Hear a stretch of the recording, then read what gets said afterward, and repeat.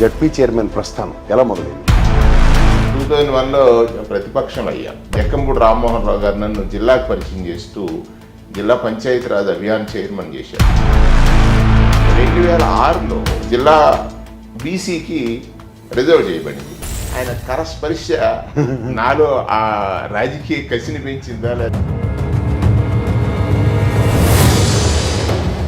సుమారు 3.5-4 కోట్లు ఉన్నటువంటి జిల్లా పరిషత్ ఆదాయాన్ని 35 నుంచి 40 కోట్లు చేశారు. ఒకసారి మళ్ళీ చెప్పండి సార్, ఎందుకంటే సంపద సృష్టిస్తామని పొగడి కబుర్లు చెప్తూ తిరుగుతున్న చంద్రబాబు నాయుడు నిజాయితీగా పనిచేయటం వల్ల వచ్చినటువంటి ఒక లాభం సార్. అంటే ఏమిటి నీ కోరిక అన్నారు సార్. నాకు ఒకరోజు నేను ఒక పాఠశాలకు వెళ్ళాను. ఒక స్పెషల్ జీవో ఇచ్చారు 10 కోట్ల రూపాయలు. అయితే జగన్మోహన్ రెడ్డి గారికి మీకు ఈ స్కూళ్ళ పట్ల నాడు నేడు పరివర్తన ఆ రోజే మూలాలు పడ్డాయి. అంటే నేను చేసింది పరమాణువు, ఆయన బ్రహ్మాండం. పిల్లల భవిష్యత్ మీద మనం పెట్టుబడి పెట్టే ఈ పెట్టుబడి రాష్ట్రానికే కాదు దేశానికి కూడా రేపు పొద్దున ఆంధ్ర రాష్ట్రమే దిశ చూపిస్తుంది. ఈ బీసీ కాపు సమాజం విడదీశాలు ఎందుకు మాట్లాడుతున్నారండి? అప్పుడే కలిసి ఉన్నటువంటి దాన్ని విడదీసి చూపించడానికి ప్రయత్నం చేశాడు చంద్రబాబు నాయుడు. చాలా మంది అభిమానులు ఉన్నటువంటి పవన్ కళ్యాణ్ గారు అభిమానుల మనస్సుని గాయపరిచారు. అది నా బాధ. మీరు పోట్లాడవలసింది ఈ సామాజిక వర్గంతో తెలియచెప్పడానికి మీకు ఇక్కడ బుచ్చేసేదని ప్రత్యర్థి చేశారు. రాజోల్లో రామ్మోహన్ రావు గారికి దొరికిన విత్తనాన్ని కడియంలో నర్సరీలో మొక్కగా పెంచాడు. ఈ మొక్కని చెట్టుగా రాజశేఖర రెడ్డి తోటలో వేశారు. రాజశేఖర రెడ్డి గారి తోటలో వేసినటువంటి ఈ చెట్టు ఈ రాష్ట్రంలో మరి ఫలాలు ఇచ్చేటువంటి వృక్షంగా మార్చింది ఎవరు? జగన్మోహన్ రెడ్డి గారు. అందుకే పైన దేవుడు ఉన్నాడు జగన్మోహన్ రెడ్డిని ఎవరైనా అండర్మైన్ చేస్తే ఇలాంటి వాత పడుతుందని నాకైతే అనిపిస్తుంది. అప్పుడు అదే అంటారు, జక్కంపూడి గారి కొడుకులు ఒక మాట అన్నారు, చాలా అద్భుతమైనటువంటి మాట.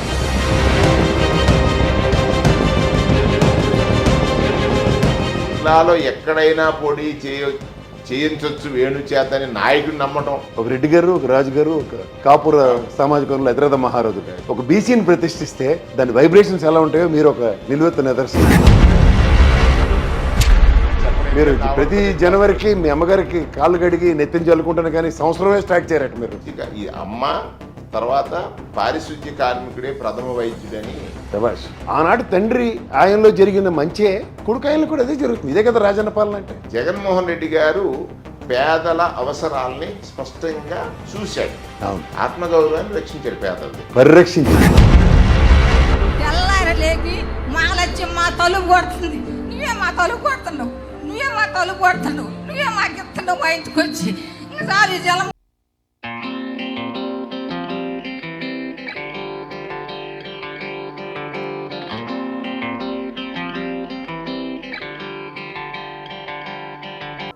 ఈ రోజున అతిథి మంగళంపల్లి బాలమురళీ కృష్ణ, అంటే ప్రజెంట్ జనరేషన్స్కి వాగ్గేయకారుడిగా అందరికీ తెలిసిన సుపరిచితుడు.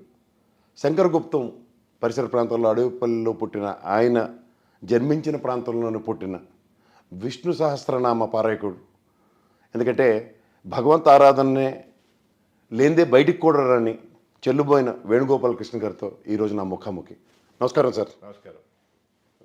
రాజకీయ క్షేత్రంలో అతిపెద్ద జిల్లా అయిన గోదావరి జిల్లాకి ఓ జడ్పీ చైర్మన్ ప్రస్థానం ఎలా మొదలైంది మీరు?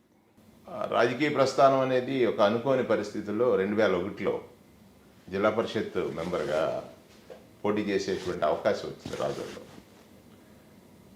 నాకు గురువర్యులు అల్లూరి కృష్ణరాజు గారు చాలా discipline and principled man. Okay. Just is my guide. ఆయన రాజోల్లో జిల్లా పరిషత్ మెంబర్గా నన్ను పోటీలో పెట్టారు. అప్పటికే నాకు స్వర్గీయ జక్కంపూడి రామ్మోహన్ రావు గారు కూడా బాగా పరిచితులు. నేను బాక్సింగ్ అసోసియేషన్ అధ్యక్షుడిగా ఉండేవాడిని జిల్లాకి. సో ఆ సందర్భంలో ఈ స్పోర్ట్స్ యాక్టివిటీస్లో బాగా రాణించినటువంటి సందర్భంలో వారు కూడా పరిచయం ఉంది. 2001లో జిల్లా పరిషత్తు జస్ట్ నేరోలో, అంటే 26 and 29 జెడ్పీటీసీస్తో కాంగ్రెస్ డిఫీట్ అయింది. ఆ సందర్భంలో జిల్లా పరిషత్ మెంబర్గా ప్రతిపక్షంలో అయ్యాను రాజోల్లో. ప్రతిపక్షంలో అయిన తర్వాత ప్రతిపక్షం అనేటువంటిది పొలిటికల్ ఎలివేషన్కి మంచి వేదిక అనుకుని ప్రతి ప్రోగ్రామ్ని చాలా యాక్టివ్గా పార్టిసిపేట్ చేసేవాడు. బేసిక్గా ప్రతి ప్రతినిధిగా కాకుండా ప్రజానాయకుడు, ప్రజా జీవనంలోకి వచ్చిన ప్రతి వ్యక్తి ప్రథమ లక్షణం ఏమిటంటే ప్రజలకు సర్వీస్ చేయటం. అది నాకు ఇన్హెరెంట్గా ఉన్నటువంటి ఒక ఎలిమెంట్. అది ఫ్లరిష్ అయింది. 2001లో జడ్పీటీసీ అయిన తర్వాత జక్కంపూడి రామ్మోహన్ రావు గారు నన్ను జిల్లాకు పరిచయం చేస్తూ జిల్లా పంచాయతీరాజ్ అభియాన్ చైర్మన్ చేశారు.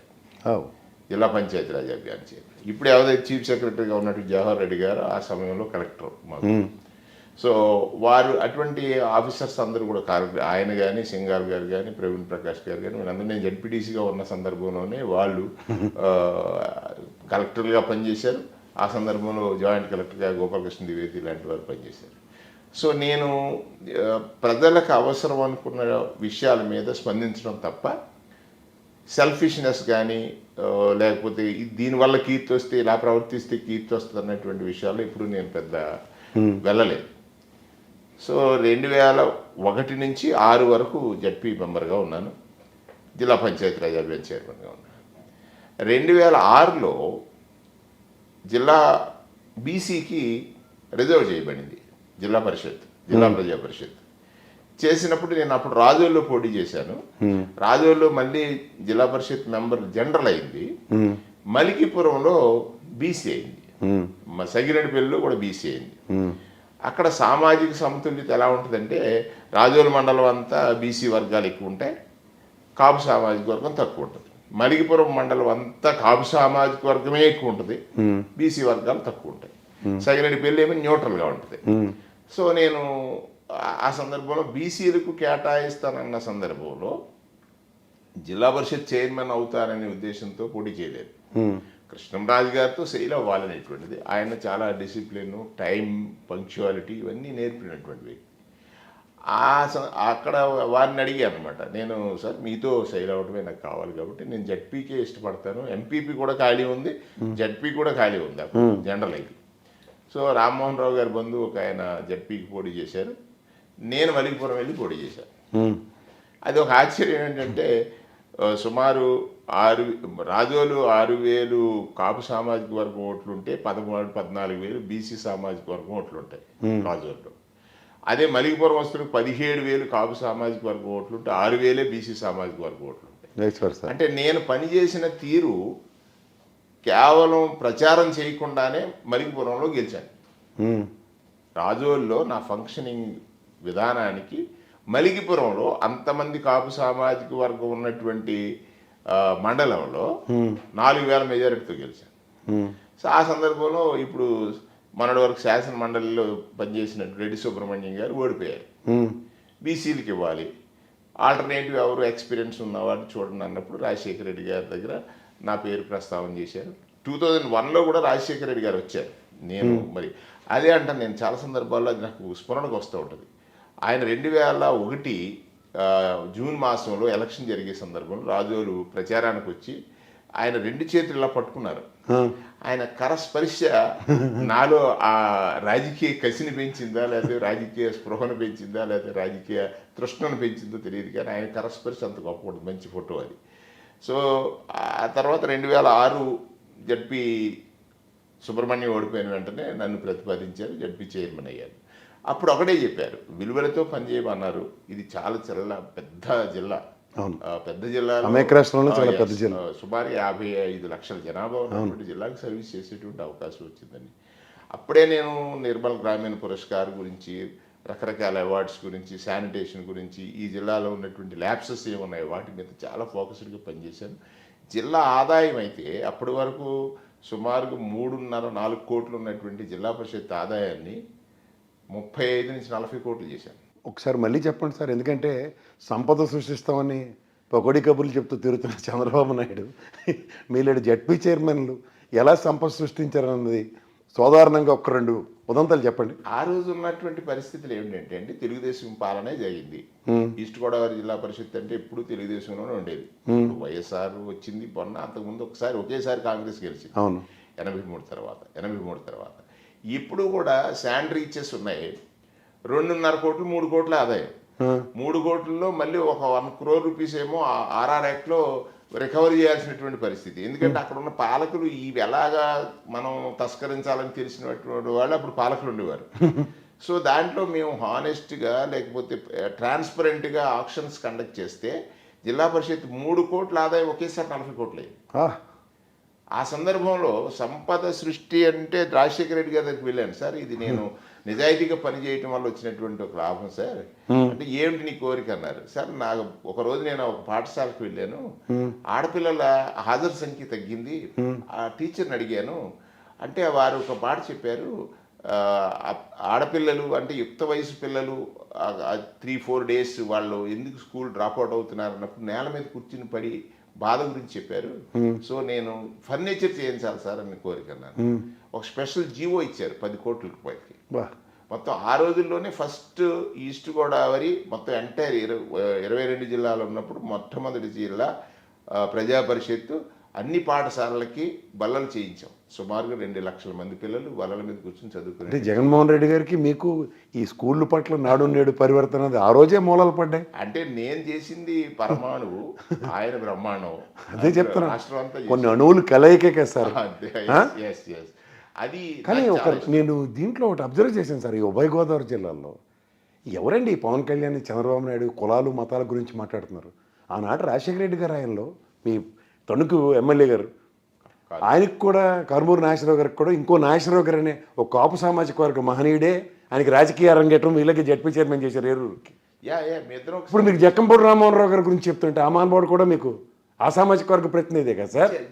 అంటే మీరు బీసీ కాపు అన్నది కలయిక ఈ మిశ్రమ సమ్మేళనం ఈ ఉభయ గోదావరి జిల్లాలో మీ ఇద్దరే సాధారణంగా ఉంటే ఎవరండి మిమ్మల్ని విడదీసినట్టు మాట్లాడుతున్నారు? అంటే ఇది ఏంటి, రాజకీయ లబ్ధి కోసం నేను సోషల్ ఇంజనీరింగ్ చేస్తానని పవన్ కళ్యాణ్ గారు చెప్పారు. మీరు ఆయన ప్రస్తావన చేశారు కానీ నాకు ఆశ్చర్యకరమైన విషయం ఏంటంటే మీలాంటి జడ్పీ చైర్మన్ స్థాయిలు కల్పించిన ఒక బీసీ సామాజిక కర్మూరు నాగేశ్వరరావు గారు కూడా బీసీయే కదా, కానీ వెన్నంట ఉండి మిమ్మల్ని ప్రోత్సహించింది ఒక గొప్ప సామాజిక వర్గ ప్రతినిధులుగా ఉన్న నాగేశ్వరరావు గారు, ఇక్కడ జక్కంపూడి రామ్మోహన్ రావు గారు. ఇప్పుడు ఇలాంటి గొప్ప వ్యక్తుల గురించి మీలాంటి వాళ్ళు మా గురు సమానులు వాళ్ళు పెట్టిన మార్గంలో మేము నడుస్తున్నామని గర్వంగా మీరు చెప్పుకుంటుంటే ఈ బీసీ కాపు సామాజిక వర్గం విడదీశాలు ఎందుకు మాట్లాడుతున్నారండి? అసలు వాళ్ళ రాజకీయ లబ్ధి కోసం ఎలా వస్తుంది? ఇప్పుడు చంద్రబాబు ఇప్పుడు ఇందాక మీరు 2 గ్రామాలు సుస్పష్టంగా చెప్తూ ఒక బీసీ సామాజిక వర్గం అక్కడెక్కడ ఉందో ఇంకో గ్రామంలో కాపు సామాజిక వర్గం అంతే డామినేటింగ్ ఉన్న దగ్గర వాళ్ళు సహకారంతో మీరు జడ్పీ చైర్మన్లు అయ్యారు కదా.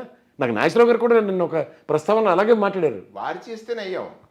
ఇప్పుడు 17,000 కాపు సామాజిక వర్గం, 6,000 బీసీ సామాజిక వర్గం చోట గెలవడం అని అంటే మరి కాపు సామాజిక వర్గం పూర్తిగా పెంచి పోషించిందే కదా. అంటే వీళ్ళు విడదీస్తున్నారు, మీరు కలుపుకుని అప్పుడే కలిసి ఉన్నటువంటి దాన్ని విడదీసి చూపించడానికి ప్రయత్నం చేశాడు చంద్రబాబు నాయుడు. అంటే మీరు అప్పుడే ఇప్పుడు ఇవాళ మీరు ఎమ్మెల్యేలు మినిస్టర్ నాగేశ్వరరావు గారు మీరు కూడా ఇవాళ సమకాలికులు ఆల్మోస్ట్ 2 మినిస్టర్ల స్థాయిలో ఉన్నారు. వాళ్ళు ఇంకా కుంచిత భావాలతో అక్కడే స్తబ్దంగా పడి ఉన్నారు. అంటే మీ సామాజిక వర్గాల్లో కలయిక వల్ల మిమ్మల్ని ప్రోత్సాహకంగా ఆనాటి తండ్రి ఈనాటి కొడుకు మిమ్మల్ని స్థాయికి తీసుకొచ్చారు. ఖచ్చితంగా ఆ రోజు రాజశేఖర రెడ్డి గారు తనయుడిగా జగన్మోహన్ రెడ్డి గారు చేసిందని ఇంకొక ప్రస్తావన చెప్తాను మీకు. ఎందుకంటే నాకు జక్కంపూడి రామ్మోహన్ రావు గారు ఆయన ఆల్మోస్ట్ కుడిభుజంగా రాజశేఖర రెడ్డి గారికి ఉండేవారు. రెడ్డి గారికి అంతే ఆయనే చెప్పారు. ఆయన మిమ్మల్ని ప్రపోజ్ చేశారంటే that itself is an achievement. Yes, propose చేశారు, దానికోసం పరితపించారు, అయిన తర్వాత గైడ్ చేశారు. గైడ్ చేసిన తర్వాత జిల్లా పరిషత్ ఎలాగ పరిపాలన చేయాలో చెప్పారు. దానికి అడిషనల్గా ఇంకోటి జిల్లా కాంగ్రెస్ కూడా రావడానికి ఆయన కారకులయ్యారు. ఎవరు? జక్కంపూడి రామ్మోహన్ రావురే. ఆయన జిల్లా కాంగ్రెస్ ప్రెసిడెంట్ చేసిన తర్వాత మరలా తోట నరసింహ గారికి వెళితే ఐ థింక్ మీరు యూత్ కాంగ్రెస్ ప్రెసిడెంట్ అనుకుంటాను. జిల్లా కాంగ్రెస్ ప్రెసిడెంట్, జిల్లా కాంగ్రెస్ 2008లో జిల్లా కాంగ్రెస్ ప్రెసిడెంట్. ఇవి కూడా ఆయన చేసింది. ఇక్కడ మన ఆ రోజు చేసినటువంటి దాంట్లో పవన్ కళ్యాణ్ గారు ఇక్కడ బాధపడాల్సిన అంశం ఒకటి ఉందండి. పవన్ కళ్యాణ్ గారిని చాలామంది అభిమానిస్తారు, చాలామంది అభిమానులు ఉన్నారు, అందులో డౌట్ లేదు. చాలామంది అభిమానులు ఉన్నటువంటి పవన్ కళ్యాణ్ గారు అభిమానుల మనస్సుని గాయపరిచారు. అది నా బాధ. నేను ఇవాళ అభిమానుల యొక్క మనస్సుని గాయపరిచిన తీరు ఎలా ఉందనంటే ఆయన ఏదైతే ఈ జిల్లాల్లోనే నేను పర్యటిస్తాను, ఈ జిల్లాలో ఒక సీటు కూడా వైసీపీకి రానివ్వను అని చాలా మాటలు మాట్లాడుతూ ఆ చాలా సందర్భాల్లో కాపు సెట్టు బల్జీని నేను సోషల్ ఇంజనీరింగ్లో కలుపుతానని చెప్పి ఒక సెట్టు బల్జీ కూడా సీటు ఇవ్వకపోయిన తర్వాత సెట్టు బల్జీల్లో ఉన్నటువంటి ఆ నాయకులందరూ బయటకు వచ్చి మాట్లాడినటువంటి తీరు చూసినట్లయితే ఎవరైతే పవన్ కళ్యాణ్ గారు వల్ల లబ్ధి వస్తుందని ఆలోచించినటువంటి చంద్రబాబు నాయుడు ట్రాప్లో పవన్ కళ్యాణ్ ఉండటం వల్ల నష్టపోయి మానసికంగా కుమిలితున్నది ఎవరు? నా మిత్రులే చాలామంది. ఎందుకు ఇక్కడ ఇప్పుడు రాజమండ్రి రూరల్లో కందుల దుర్గేష్ గారు ఆశించారు, కందుల దుర్గేష్ గారికి నష్టం జరిగింది. కందుల దుర్గేష్ గారు నేను చాలా మంచి మిత్రులు. ఆయన ఆయన ఏమో సిటీ కాంగ్రెస్, నేను జిల్లా కాంగ్రెస్, ఇద్దరం ఉండవెల్లి అరుణ్ కుమార్, జక్కమూడి రామ్మోహన్ రావు గారితో కలిసి తిరిగినటువంటి వాడు. అది మరి లాస్ట్ మినిట్లో ఆయన మానసికమైనటువంటి గాయానికి కారకులు ఎవరు? చంద్రబాబు నాయుడు. అంటే పవన్ కళ్యాణ్ గారు ఇండివిజువల్గా తీసుకోలేని నిర్ణయం వల్ల నష్టపోయింది ఎవరు? కాపు సామాజిక వర్గీయులే. అది నేనంటాను, ఆయన నమ్మి నష్టపోతున్నటువంటి వారు కాపు సామాజిక వర్గంలో ఉన్నటువంటి యువత, లేదా కాపు సామాజిక వర్గంలో ఉన్నటువంటి రాజకీయ రంగప్రవేశం చేసి ఎదగాలనుకున్నటువంటి నాయకులు. ఇది ఈ జిల్లాలో జరిగినటువంటి ఒక పెద్ద ప్రక్రియ తీసుకున్నట్లయితే. కానీ నేను దీన్ని ఇంకొకలా ఏకీభవిస్తాను సార్. మీరు గమనించరు లేదో, జక్కంపూడి రామ్మోహన్ రావు గారి ఆశీర్వాదం మీకు కందుల దుర్గేష్ గారికి ఎలా ఉందో చూడండి.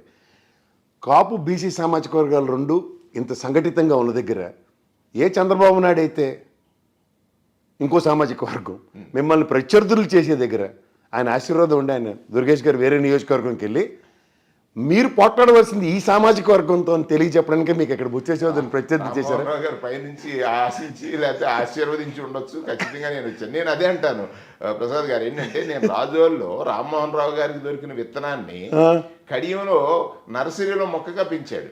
ఈ మొక్కని చెట్టుగా రాజశేఖర రెడ్డి తోటలో వేశారు.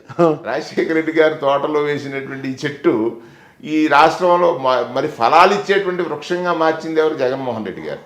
జగన్మోహన్ రెడ్డి గారు ఫలాలు ఇచ్చి వృక్షంగా ఎందుకని అంటానంటే 2,73,000 కోట్ల రూపాయలు డీబీటీ ద్వారా సంక్షేమం చేశారు. కేవలం నేను నిర్వహిస్తున్నటువంటి బీసీ సంక్షేమ శాఖ, బీసీ సంక్షేమం ద్వారానే సుమారుగా 1,90,95,000 కోట్ల రూపాయలు ఈ శాఖ ద్వారానే వెళ్ళింది. సో ఇక్కడ ప్రాబ్లం ఏమైందంటే, ఇక్కడ మరి 2009 నుంచి ఇవాళ దాకా కూడా అధికార అంటే మంత్రి పదవి యొక్క రుచిని రామ్మోహన్ రావు గారు చూపించారు తప్ప తర్వాత వచ్చినటువంటిది ఎవరికి మంత్రి పదవి దక్కలేదు. ఆ మంత్రి పదవిని కోల్పోయారు. ఇవాళ మళ్ళీ జగన్మోహన్ రెడ్డి గారు అది గ్రహించారు అనుకుంటున్నాను నేను. ఎందుకంటే ఇది నాకు అదృష్టంగా భావిస్తాను. గ్రహించడం కాదు సార్, ఆయన అంతసేపు పైన భగవంతుడు ఉన్నాడు దీవిస్తాడంటే నేను మీ నియోజకవర్గాన్ని ఒక ఉదాహరణగా చెప్పొచ్చు. ఎందుకంటే భగవంతుడి ఆశీర్వాదం అంటే మీరు భగవత్ సమానులుగా కొలిచే జక్కంపూడి రామ్మోహన్ రావు గారు ఆయన ఆశీర్వాద బలం చూడండి. ఇద్దరు మిత్రుల్ని విభేదించే స్థాయి దగ్గర నుంచి పర్ఫెక్ట్గా ఇంకో నియోజకవర్గానికి తరలించి మీ ప్రత్యర్థి వీడితో కొట్టడానికి పరిస్థితి క్రియేట్ చేశారు. ప్రత్యర్థి అనేటువంటిది ఆయన ఆశీర్వచనమే ఖచ్చితంగా భగవత్ సంకల్పమే. అందుకే పైన దేవుడు ఉండడం జగన్మోహన్ రెడ్డిని ఎవరైనా అండర్మైన్ చేస్తే ఇలాంటి వాత పడుతుందని నాకైతే అనిపిస్తుంది. ఖచ్చితంగానండి. జగన్మోహన్ రెడ్డి గారు తీసుకున్న నిర్ణయంతో నాకు రాజమండ్రి రూరల్ వెళ్ళన్నా అన్నారు. జస్ట్ అంతకు ముందు కూడా ఇప్పుడు నాతో దీని గురించి ప్రస్తావనే చేయలేదు. నేనేమంటానంటే లాయల్టీకి కండిషన్స్ ఉండకూడదు అనేది నా ఫిలాసఫీ. ఇప్పుడు దీని పర్యవసానం మీరు గమనించారా? పక్క రాజానగరంలో కూడా కందుల దుర్గేష్ బ్రదర్ రాజీనామా చేశారు. ఆయన వచ్చి మళ్ళీ వైసీపీలో జాయిన్ అయ్యారు. అంటే ఇప్పుడు ఇక్కడ ఈ సామాజిక వర్గాలు కలిసి ఉండాలని జక్కంపూడి గారి ఆకాంక్ష ఏదైతే రాజశేఖర రెడ్డి గారు ఉంది నెరవేరబోతుంది. ఈ సామాజిక వర్గాలు కాపు సెట్టిపల్లి సామాజిక వర్గాలు కలిసి ఉంటాయి అని అనడానికి నేను ఒక ఎగ్జాంపుల్ అవుతాను. అక్కడ ఆ మరిపురంలో వచ్చినా లేదా జక్కంపూడి గారి దగ్గర శిష్యారకం చేసినా నేను చేసినటువంటి ఈ రాజకీయ ప్రస్థానం అంతా చూసినా కూడా దీనివల్లే జరిగిందనేటువంటిది స్పష్టమైనటువంటి అంశం. ఇక్కడ నేనేమంటానంటే సార్, ఇక్కడ రాజమండ్రిలో నాకు ఒక అవకాశం దొరికింది. నేను ఫస్ట్ సర్వీసే నా మెయిన్ ఆబ్జెక్ట్ అయ్యి ఉంది కాబట్టి ఆ సర్వీస్ చేసే అవకాశం దొరికినటువంటి నాకు ఖచ్చితంగా ఇక్కడ ప్రజల దగ్గర నేను ప్రూవ్ చేసుకోవడానికి, అప్పుడు అదే అంటారు జక్కంపూడి గారి కొడుకులు ఒక మాట అన్నారు, చాలా అద్భుతమైనటువంటి మాట. మేము పోటీ చేస్తే జక్కంపూడి గణేష్ అన్నారు, జక్కంపూడి రాజా అన్నారు. జక్కంపూడి రాజా అన్నారు, నేను మా నాన్నగారు ఈ నియోజకవర్గాన్ని చాలా అభివృద్ధి చేశారు, కానీ మా రుణం తీర్చుకునే అవకాశం మీకు లేదు, ఎంచేత మేము రాజీనగరంలో పోటీ చేస్తాం. ఇవాళ వేణు అంకుల్కి వేసే ప్రతి ఓటు కూడా జక్కంపూడి కుటుంబానికి వేసే ఓటు అని చెప్పారు. ఒకటి గణేష్ కూడా అది చెప్పారు, ఏమని, నేను పోటీ చేస్తే జక్కంపూడి కొడుకు పోటీ చేశారు అనుకోండి, కానీ ఇవాళ జక్కంపూడే పోటీ చేస్తున్నాడు, వేణు జక్కంపూడి వేరు కాదు అనేటువంటి ఒక మాట చెప్పారు. అంటే ఆ స్టైల్ ఆయన జిల్లా కాంగ్రెస్ ప్రెసిడెంట్ చేసిన జక్కంపూడిని కానీ, మంత్రి చేసినటువంటి జక్కంపూడిని కానీ, ఈ ఆయన రాజకీయ ప్రస్థానం అంతా కూడా ఆయన ఫాలో అయ్యి చేసినటువంటి విధానమే నేను చేసినటువంటి ప్రతి అంశంలోనూ కనపడుతుంది. ఆయన రాజశేఖర రెడ్డి గారికి ఎంత లాయలు, ఆయనకి ఎన్నో ఆఫర్లు వస్తే, జనార్దన్ రెడ్డి గారు, భాస్కర్ రెడ్డి గారు ఇటువంటి వాళ్ళ ఆఫర్లు వస్తే రాజశేఖర రెడ్డి క్యాబినెట్లో మంత్రిగా ఉండాలని కోరుకున్నాడు తప్ప జక్కంపూడి ఎవరు ఆశ చూపితే పోలేదు కదా. That is the greatest of Jakkampudi. అట్లాగా నేను నాకు ఏ ఆశ చూపినా పోకుండా ఓన్లీ జగన్మోహన్ రెడ్డి గారితో ఉండాలనేటువంటి ఏకైక కాంక్షే తప్ప వేరే ఆశ లేదు. ఇవాళ అనుకోని పరిస్థితిలో మంత్రి అవ్వడం, మంత్రి అయిన తర్వాత ఈ 4 years నా జర్నీ అంతా కూడా జగన్మోహన్ రెడ్డి గారితో వచ్చినటువంటి అనుకోని పరిస్థితులు మీరెందుకు అనుకున్నారు? రాజశేఖర్ రెడ్డి గారే జక్కంపూడి రామ్మోహన్ గారికి మంత్రి పదవి ఇచ్చారు. అలాగే జక్కంపూడి ఆశీర్వాదం గారు మీకు అదే జగన్మోహన్ రెడ్డి గారు వాళ్ళు మంత్రి పదవి ఇచ్చారు. యాదృచ్ఛికం కాదు ఇది, పైనుంచి స్క్రిప్ట్ డిసైడ్ అయి ఉంది. పైనుంచి అది కరెక్ట్, అది దైవలేల, అది వారందరూ ఆశీస్సులు. అందుకే సార్ గురు సమానులైన వాళ్ళు ఎప్పుడు దైవాంశ సంభూతులు అని ఎందుకంటారంటే, అలా జక్కంపూడి గారి ఆశీర్వాదం మీకు ఎలా ఉందో చూడండి. తర్వాత ఆయన ఎక్కడైతే ప్రస్థానం అన్నారో అదే ప్రస్థానంలో మళ్ళీ మిమ్మల్ని రామచంద్రపురం నుంచి ఇక్కడ తీసుకొచ్చారు. అవసరం ఎందుకు? ప్రెజెన్స్ మేక్స్ సెన్స్ అంటారు. అది మీరు ఒప్పుకుంటారా సార్? ఖచ్చితంగా. ఎందుకంటే ఇక్కడ మీరు ఓడిపోయి ఉన్నారు వైఎస్ఆర్సీపీ పరంగా. ఆ సామాజిక వర్గాన్ని ఎదిరించడానికి ఒక ఆయుధంగా మిమ్మల్ని తయారు చేసే వాళ్ళు జగన్మోహన్ రెడ్డి గారు మీకు ఇక్కడ ఆపర్చునిటీ ఇచ్చారు. అది ఖచ్చితంగానండి. ఎందుకంటే జగన్మోహన్ రెడ్డి గారు ఇచ్చినటువంటి ఆపర్చునిటీని ప్రతి చోట నేను ప్రూవ్ చేసుకోవడానికి ప్రయత్నిస్తాను. ఇవాళ Ramachandrapuram because yours is a proven track. రామచంద్రపురంలో పోటీ చేశాను. ఇవాళ మళ్ళీ రామచంద్రపురం బ్రహ్మాండమైన మెజారిటీతో గెలుస్తుంది. కారణం ఎందుకంటే నేను చేసినటువంటి ఫంక్షనింగ్ స్టైల్ అది. నేను 5 సంవత్సరాలు, 4 సంవత్సరాల 8 నెలలు 9 నెలలు నేను అక్కడ ఏ విధంగా పనిచేశాను, ఆ ప్రజలు ఇవాళ వైఎస్ఆర్సీపీకి ఖచ్చితంగా గెలిపించేటువంటి స్థితికి వాళ్ళందరూ వచ్చారంటే కారణం నేను చేసినటువంటి ఫంక్షనింగే కదా. అలా జిల్లా పరిషత్ నా ఫంక్షనింగ్ విధానంలో నేను జిల్లా పరిషత్ నుంచి రామచంద్రపురం వచ్చినా గెలిచిన, రామచంద్రపురం నుంచి మళ్ళీ వారు ఇక్కడికి వచ్చి గెలిచిన, అంతకుముందు కాకినాడ రూరల్లో పోటీ చేసి నేరోలో ఓడిపోయినా, ఇవన్నీ చూడండి. అంటే జిల్లాలో ఎక్కడైనా పోటీ చేయించవచ్చు వేణు చేత అని నాయకుడిని నమ్మకం కదా. అది ఎక్కడైనా పోటీ చేయించారు. ఒకసారి కాకినాడ రూరల్లో పోటీ చేయమని ఎవరు మీకు తెలుసో తెలియదు. ఇవాళ మీకు ఈ ప్రస్థానంలో అవి 3 జిల్లాలు అయి ఉన్నాయి. మీ టోటల్ రాజకీయ ప్రస్థానం 3 జిల్లాల్లో పోటీ. 3 జిల్లాల్లోనూ ప్రాతినిధ్యం వహించేంత స్థాయి, 3 జిల్లాల్లోనూ ప్రాతినిధ్యం వహించేటువంటి అవకాశం వచ్చింది. అది అక్కడేమో జడ్పీగా 2 చోట్ల ప్రాతినిధ్యం వహించాను, ఇక్కడేమో 3 చోట్ల ప్రాతినిధ్యం వహించేటువంటి అవకాశం వచ్చింది. ఒక ప్రిన్సిపల్డ్ పొలిటీషియన్ ఎలా ఉండాలి, ప్రిన్సిపల్స్ని ఎలాగ మనం వదలకుండా ఎంత కష్టం వచ్చినా కూడా. చూడండి, ఇక్కడ జగన్మోహన్ రెడ్డి గారు కూడా అదే చేస్తున్నారు. ఇప్పుడు ఇక్కడ ప్రజలకి ఆపర్చునిటీస్ కనుక మనం అందుబాటులోకి తెస్తే డెఫినెట్గా వాళ్ళు గ్రో అవుతారు. అంతే కదా. యాక్చువల్గా ఆపర్చునిటీ ఇవ్వకుండా నువ్వు గ్రో అవ్వలేదు అని మాట్లాడటం అనేటువంటిది ఫూలిష్ థింగ్. జగన్మోహన్ రెడ్డి గారిలో నేను చూసిన గొప్ప కోణం ఏమిటంటే, ఆయన ఎవరికి పేదరికంలో ఉన్నారు, పేదరికం పోవాలంటే వాడికి ఆపర్చునిటీ క్రియేట్ చేయాలి కదా. ఆపర్చునిటీ క్రియేట్ చేయాలంటే చేసామని ఒక గోబెల్స్ చేయటం కాదు, గోబెల్స్ ప్రచారం చేయటం కాదు, చేసి చూపించాలి. చూడండి, ఎడ్యుకేషన్ ఎంత తీసుకున్నారు ఇవాళ. ఎడ్యుకేషన్ కదా పేదవాడు ఎదుగుతాడు. భూమి ఇవ్వలేము, ఈ భూమి జనం పెరిగారు తప్ప భూమి పెరగలేదు. సో ఆయన వారి తండ్రి గారు ఇచ్చిన టైంలో కానీ ఈయన కానీ కొంత భూమి పెంచి ఉండొచ్చు. బట్ ప్రతి వ్యక్తి బాగుపడాలంటే ఒకటే ఎడ్యుకేషను. సో దానికి కావాల్సినటువంటి ఆపర్చునిటీస్ని, సపోజ్ ఇంగ్లీష్ మీడియం కావాలి, లేదా ఇవాళ చూడండి ఇంటరాక్టివ్ ప్యానల్స్ తెచ్చినటువంటి విధానం కానివ్వండి, ఐబీ లాంటి ఎడ్యుకేషన్ అందుబాటులోకి తీసుకురావడం కానివ్వండి, నాడు నేడులో స్కూల్స్ బాగు చేయడం కానివ్వండి, ఇవన్నీ తీసుకున్నప్పుడు ఒక ఆపర్చునిటీ వస్తేనే ఎదుగుతాడు ఎవరైనా. నేను ఐఎమ్ ది బెస్ట్ ఎగ్జాంపుల్.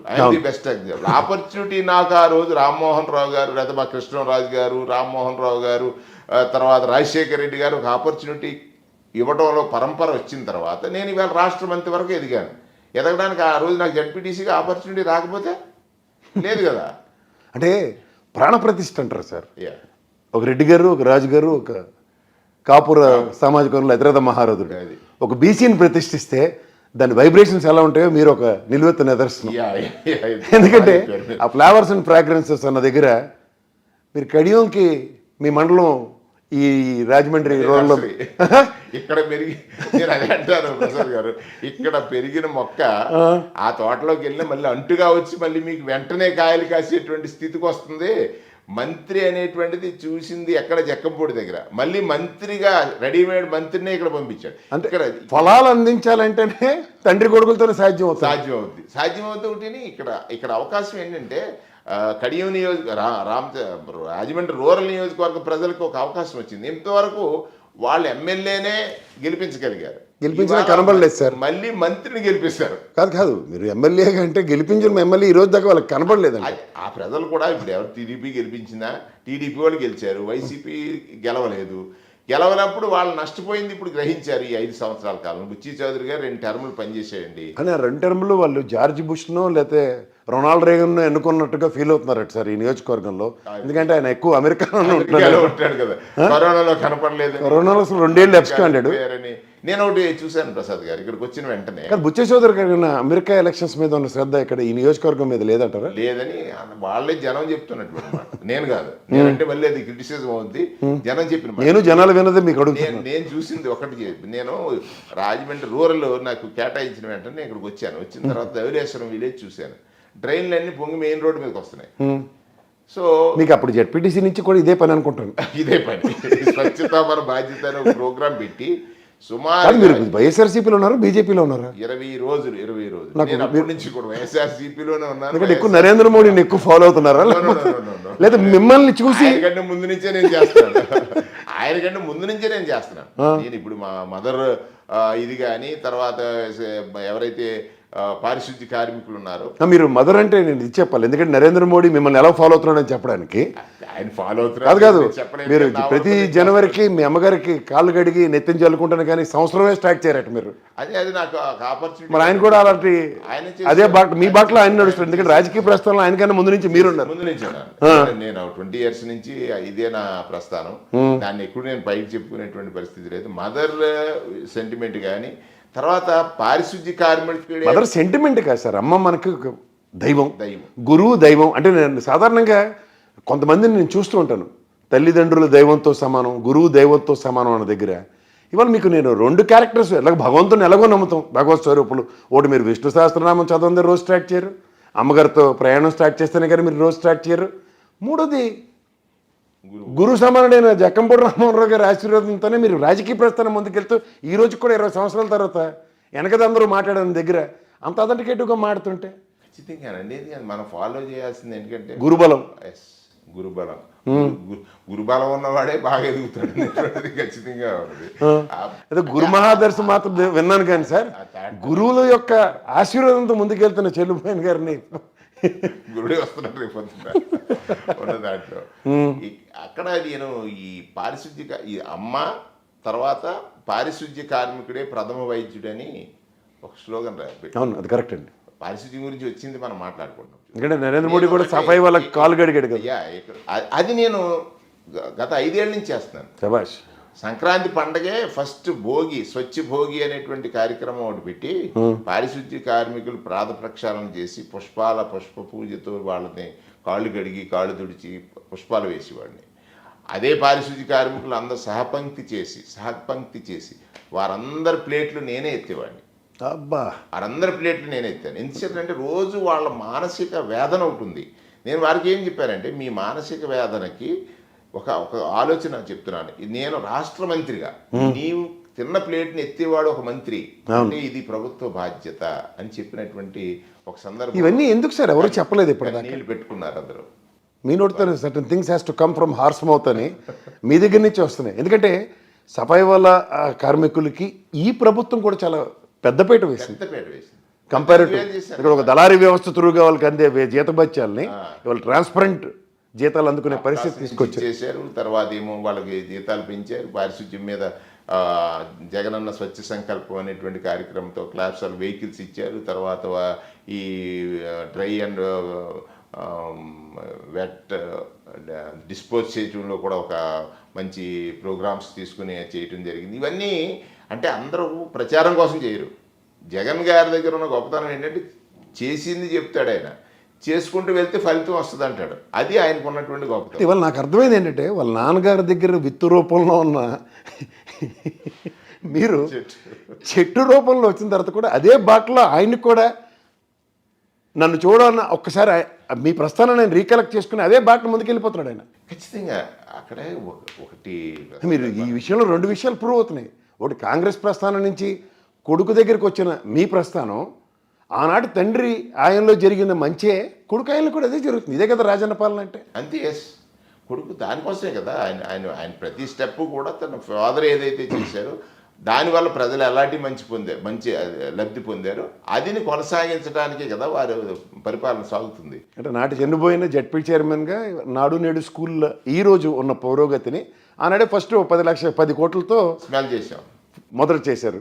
ఆ వాసనలు సువాసనలు అయ్యేవేళ నాడు నేడు స్కూల్ పరిపాలన. మారిపోయి మొత్తం అలాగే సఫాయి వాళ్ళ కార్యక్రమంలో తమరు ముందు నుంచి చేస్తున్నది ఇవాళ ఒక డిఫరెంట్ వైబ్రేషన్స్తో రాష్ట్ర స్థాయిలో రాష్ట్ర వ్యాప్తంగా వాళ్ళ జీవన ప్రమాణాలను పెంచడానికి ఈ ప్రభుత్వం ఖచ్చితంగా సహకరించింది. నేనంటే చెప్తూ మధ్యలో మీరు ఇంటరాక్ట్ చేశారు. నేనంటే బుజ్జి చౌదరి గారి గురించి మనం ప్రస్తావన చేశాం. బుజ్జి చౌదరి గారు ఇక్కడికి వచ్చిన తర్వాత ఎక్కడ చూసినా అపరిశుభ్రత, ఎక్కడ చూసినా ఎక్కడా లేనటువంటిది. ఒకరోజు ఆయన ఒక స్టేట్మెంట్ ఇచ్చాడు. ఏమని? ఏడి చెత్త మంత్రి, ఎక్కడో చెత్త కుండీ దగ్గర నుంచుని ఏడయ్యా చెత్త మంత్రి అని 3 సార్లు అన్నాడు. నేను ఎక్కడ రెస్పాండ్ కాలే. ఆ నెక్స్ట్ డే వెళ్ళి ఇసుక దోపిడీ జరిగిపోతుంది అన్నాడు. నేను చాలాసార్లు అడిగాను. ప్రతిపక్షం అంటే ఆయన శాసనసభ్యుడు, ఆయన వాయిస్ ఆఫ్ ది పీపుల్ అవ్వాలి. Voiceless people, not voice of the voiceless people కదా ప్రతిపక్ష నాయకులు అంటే. మరి ఈ చెత్త దగ్గర లేకపోతే ఈ నేను వచ్చిన తర్వాత చెత్త మంత్రి అన్నటువంటి బుచ్చి గారు, ఆయన ఈ చెత్త సంబంధించినటువంటి అంశాలు ఎన్నిసార్లు కలెక్టర్ దృష్టికి తీసుకెళ్లారు, ఎన్నిసార్లు ఏ సభలో ప్రస్తావన చేశారు, ఎన్నిసార్లు స్టేట్మెంట్ ఇచ్చారని చూస్తే ఎక్కడా లేదు. అంటే ఇసుక రీచీల దగ్గరికి అయితే స్టేట్మెంట్లు ఇస్తున్నారు, ఇసుక రీచీల దగ్గర చూస్తున్నారు. అంటే అక్కడ సంథింగ్ హిడెన్ ఎజెండా ఉంది. పాపం ప్రజలు పడే కష్టాలతో దీనికి సంబంధం లేదన్నప్పుడు ప్రతి గ్రామంలోనూ ప్రజలు ఏం చెప్పారంటే ఆయన అసలు 5 ఏళ్ళు మాకు కనపడలేదండి, కరోనా టైంలో అసలు అమెరికా వెళ్ళిపోయాడండి అని చెప్పాడు. ఒకరోజు సడన్గా పొద్దున్నే ఒక ట్రాక్ షూట్ వేసుకుని చీపురు పట్టుకుని ఉన్నాడు. అయితే ప్రజావాణి నా ద్వారా బుచ్చి చేత చీపురు పట్టించింది. నా ద్వారా నేను ఏదైతే కార్యక్రమం చేశాను బుచ్చి చౌదరి గారి చేత చీపురు పట్టుకున్న తర్వాత బుచ్చి చౌదరి గారు ఏంటి నేను చేసింది మంచి అని ఒప్పుకుంది అన్నాడు కదా. అంతే. తాను చేయలేనిది నేను చేసి చూపించిన తర్వాత నాది మంచి అని ఆయన ఒప్పుకోవాల్సిన పరిస్థితి వచ్చినప్పుడు అదే కదా ప్రజాబలం అంటే, అదే కదా ప్రజలకున్న స్ట్రెంగ్త్. ఇప్పుడు స్వచ్ఛత మన బాధ్యత అన్నప్పుడు చెత్త మంత్రి అన్న బుచ్చి గారు చీపురు పట్టుకున్నాడు. అంటే ఎన్డీఏ కూటమిలోకి వెళ్ళడం కాదు, ఎన్డీఏ కూటమిలోకి వెళ్ళి నరేంద్ర మోడీ చెప్పిన స్వచ్ఛ భారత్ కాదు, మీతో పోరాడి చీపురు పట్టుకుని. ముందు కూడా నేను గుడ్ మార్నింగ్ అని ఒక ప్రోగ్రామ్ చేసి ఉంటాను. గుడ్ మార్నింగ్ అని నేను రామచంద్రపురం ఉన్నప్పుడు పొద్దుటే 5:30కే మోటార్ సైకిల్ మీద మంత్రిగా మోటార్ సైకిల్ మీద వెళ్ళిపోయి ఏదో ఒక వార్డు పర్యటన చేసి అక్కడ ఉన్నటువంటి పరిశుభ్రత వాటి మీద అన్నిటి మీద ప్రతి ఇష్యూ మీద ఒక ఇంటరాక్షన్ ఉండేది. మార్నింగ్ నా డే స్టార్ట్స్ విత్ 5 o'clock అండి. నేను 5:30కి కిందకు వచ్చేస్తాను.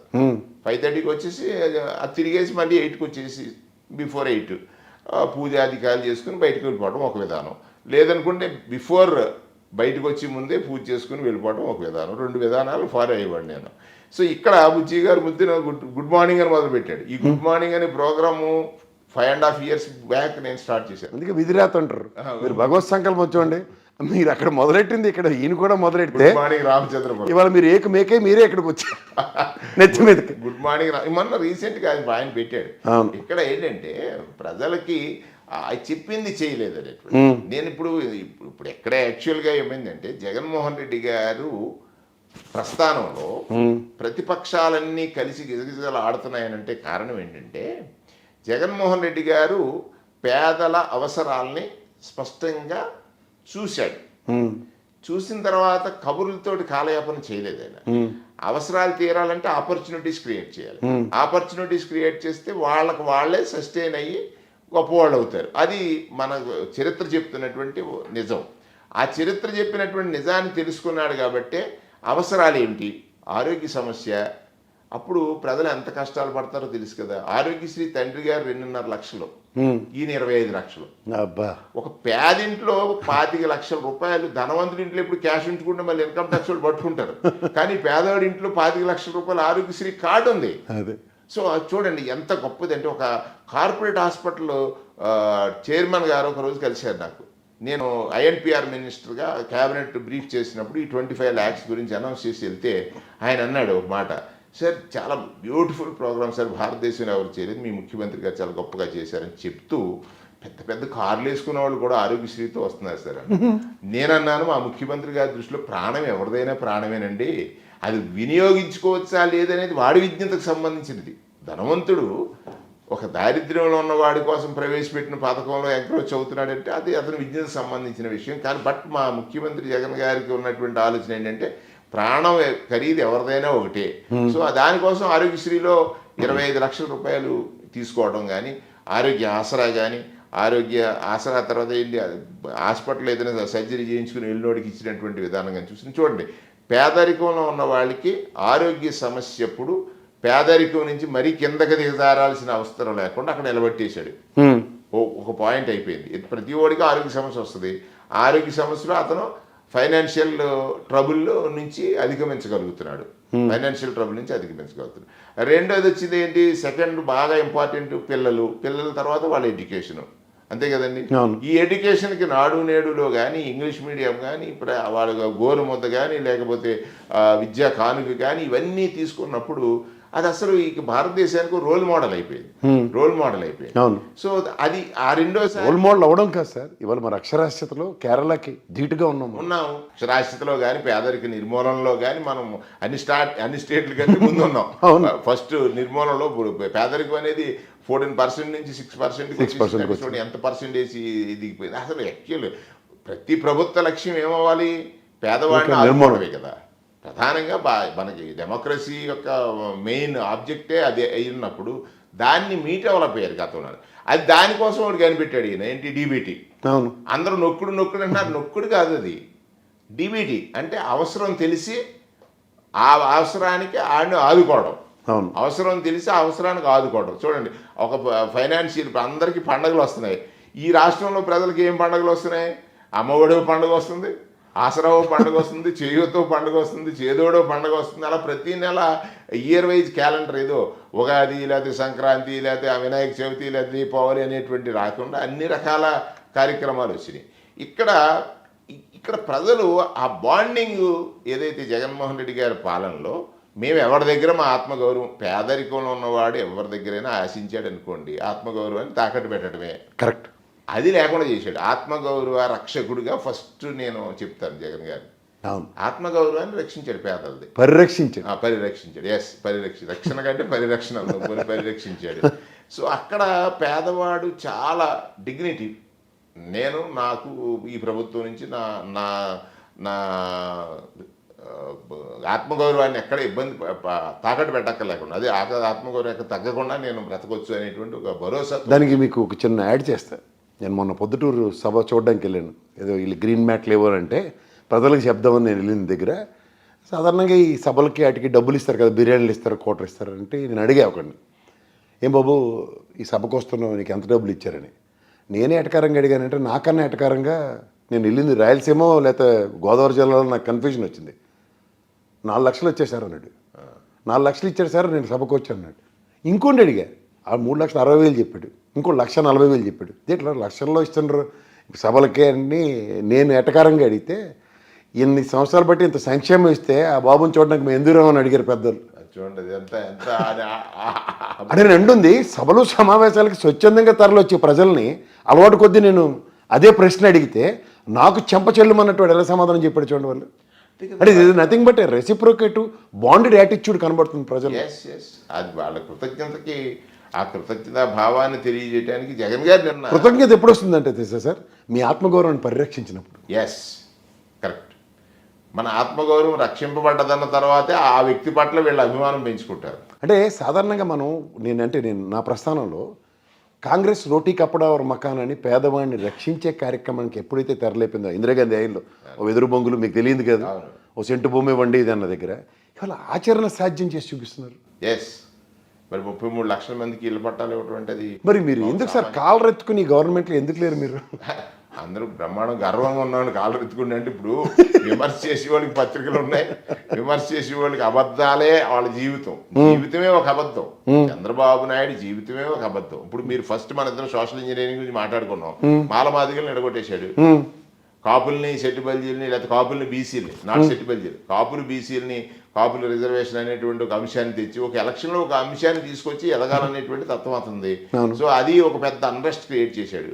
సాధ్యం కానటువంటి హామీ ఇచ్చి ముద్రగడ పద్మనాభం గారిని ఎంత హింసించాడు చూడండి. వాళ్ళకి ఇస్తానని హింసించాడు. అవును, అది తీసుకున్నప్పుడు అది ఒకసారి అయిపోయింది. ప్రతి దాంట్లో ఒకసారి విడదీస్తాడు, ఒకసారి కలుపుతాడు, ఒకసారి ఒక ఎలక్షన్లో విడదీయటం లబ్ధి కోసం, ఒక ఎలక్షన్లో కలపడం లబ్ధి కోసం. నిన్న ఒక వీడియో చూశాను నేను, అమిత్ షా గారి గురించి ఇతను ఏమేమి మాట్లాడాడు, అమిత్ షా గారు ఇతని గురించి ఏమేమి మాట్లాడాడు చూసినప్పుడు అసలు అబద్ధం అనేది ఇంకా అతను ప్రతి రక్తపు కణంలో ఉందా అనిపించింది నాకు. కాదండి, అసలు ఆయన యూటర్న్ కాదు సాధారణంగా మీరు గమనించట్లేదు, కనిపెట్టాడు ఇవన్నీ మాట్లాడుతుంటాడు కదా, అబద్ధాన్ని ఆయనే కనిపెట్టాడు. ఎస్, అబద్ధానికి అతను చిరునామా. తర్వాత ఏరు దాటిన తర్వాత బోడి మల్లన్న ఒకటి ఉంటుంది చూడండి, అది కూడా ఆయనే కనిపెట్టాడు. ఓడమల్లన్నా బోడి మల్లన్నా అంటే అసలు ఏరు దాటక ముందే మొదలు పెడతాడు. అసలు ఇక్కడ చూడండి, ఇవాళ 3 పార్టీలు పొత్తు, జనం చెప్పుకోవడం చెప్తున్నాను ప్రసాద్ గారు. 3 పార్టీల పొత్తులో పురంధరేశ్వరి గారు ఇక్కడ పార్లమెంట్ మెంబర్గా ఉన్నారు. ఆయన మనసులో ఆవిడ ఓడిపోవాలని ఉంది, చంద్రబాబు మనసులో ఎందుకు ఆవిడ ఎలాగో ఓడిపోతారు, ఆవిడ ఓడిపోద్ది, ఆయన మనసులో కూడా ఉంది అది. అతను ఇంకొకరిని యాక్సెప్ట్ చేసే తత్వం కాదు. పవన్ కళ్యాణ్ గారిని ఏం చేశారు? నేను పవన్ కళ్యాణ్ గారి గురించి, పవన్ కళ్యాణ్ గారి అభిమానులు పడుతున్న మనోవేదనకు ఒక కారణం ఉందండి. ఆయన పిఠాపురంలో పోటీ పెట్టారు, అక్కడ కాపు సామాజిక వర్గం 80,000 85,000 ఉంటుంది. పవన్ కళ్యాణ్ గారి మీద మళ్ళీ వర్మ గారి చేత కొంత అంట్రెస్ట్ క్రియేట్ చేయించారు, మళ్ళీ ఈయన సెటిల్ చేసినట్టు పెట్టడం. పవన్ కళ్యాణ్ గారు వెళ్ళి పాపం ఆయన ఏమనాలో నాకు తెలియదు, ఎందుకంటే అభిమానులు పడుతున్న మనోవేదన నేనని చెప్పాలి. ఎందుచేత వర్మ గారి చేతిలో పెట్టి నా గెలుపు మీ చేతిలో ఉందన్నాడు. ఈయన కూడా తెలుగుదేశం గెలిపంటలేకపోతే చంద్రబాబు నాయుడు గారు మీరు గమనించలేదు, ఎన్డీఏని గెలిపించండి అంటున్నారు. అది తెలుగుదేశానికి ఓటు వేయరని తెలుసు కదా. అవును, అది అక్కడ పవన్ కళ్యాణ్ గారు ఎప్పుడైతే ఆ మాట అన్నాడో చాలామంది చూడండి, ఇవాళ ఈ జిల్లాలో పవన్ కళ్యాణ్ గారు పోటీ చేస్తుంటే నిన్న ఎంతమంది జాయిన్ అయ్యారండి. అసలు పవన్ కళ్యాణ్ గోపాల్ అని నిన్న ఒక అబ్బాయి జాయిన్ అయ్యాడు, చూశాను నేను. అతను ఎంత అభిమాని అంటే పవన్ కళ్యాణ్కి ఇంకా అతను మామూలు అభిమానం కాదు. అటువంటి చోట వాడు హర్ట్ అయిపోయారు. నేను అదే వాళ్ళ ఆత్మగౌరవానికి పూర్తిగా గొడ్డలు పెట్టి చేశారనేటువంటిది అందరికీ తెలుస్తున్నటువంటి విషయం. ఇప్పుడు ఇక్కడ దుర్గేష్ గారు హర్ట్ అయ్యారు, అక్కడ ఆయన హర్ట్ అయ్యారు. ప్రతిదీ హర్టింగ్ చేసి దాంట్లో చంద్రబాబు నాయుడు పాత్ర పవన్ కళ్యాణ్ గారికి ఏదో స్విచ్ నొక్కుతున్నాడు, ఆ స్విచ్ వెళ్ళి అక్కడెక్కడో లైట్ వెలుగుతుంది, ఆయన ఏదో మాట్లాడేస్తున్నాడు. దీనివల్ల జరిగేటువంటి పరిణామాలు అలా కనపడుతున్నాయి మనకి. తర్వాత మీరు ఒక మంత్రిగా మేనిఫెస్టో విషయంలో ఈ తెలుగుదేశం మేనిఫెస్టో గురించి ఒకసారి, ఎందుకంటే copy cat kill the rat అన్నట్టు సగం మీవే, సగం కర్ణాటక తెలంగాణ అవి తీసుకొచ్చి మొత్తం 6 7, ఎందుకంటే గతంలో 600 పైచీలకు ఇచ్చిన హామీలు ఇవాళ మీ దగ్గర జరిగిన సక్సెస్ని, అంటే మీకు కాంగ్రెస్ నుంచి మీరు ఆయన చూస్తూనే ఉన్నారు, రాజశేఖర రెడ్డి గారి దగ్గర నుంచి మొదలెట్టాడు, ఆయన చేసినవి తప్పు ఈయన చేసి రైట్ అన్నదాన్ని మీలాంటి వాళ్ళు వివరణ ఇస్తే బాగుంటుంది దానికి. ఇది చాలా మంచి ప్రశ్న ప్రసాద్ గారు. ఇక్కడ విజ్ఞులైనటువంటి ప్రజలు లేదా మేధావులైనటువంటి వారు కూడా ఆలోచించాల్సినటువంటి అంశం ఏంటంటే, రాజశేఖర రెడ్డి గారు ఉచిత కరెంట్ ఇస్తారంటే విద్యుత్ అని అన్నప్పుడు తీగల మీద బట్టలు ఆరేయాలన్నాడు, రైతుల్ని కాల్పించాడు. ఒక పాయింట్. ఆరోగ్యశ్రీ పెట్టినప్పుడు ఇది కార్పొరేట్ హాస్పిటల్ కోసం అన్నాడు, పేదవాడి ప్రాణం కోసం కాదన్నాడు.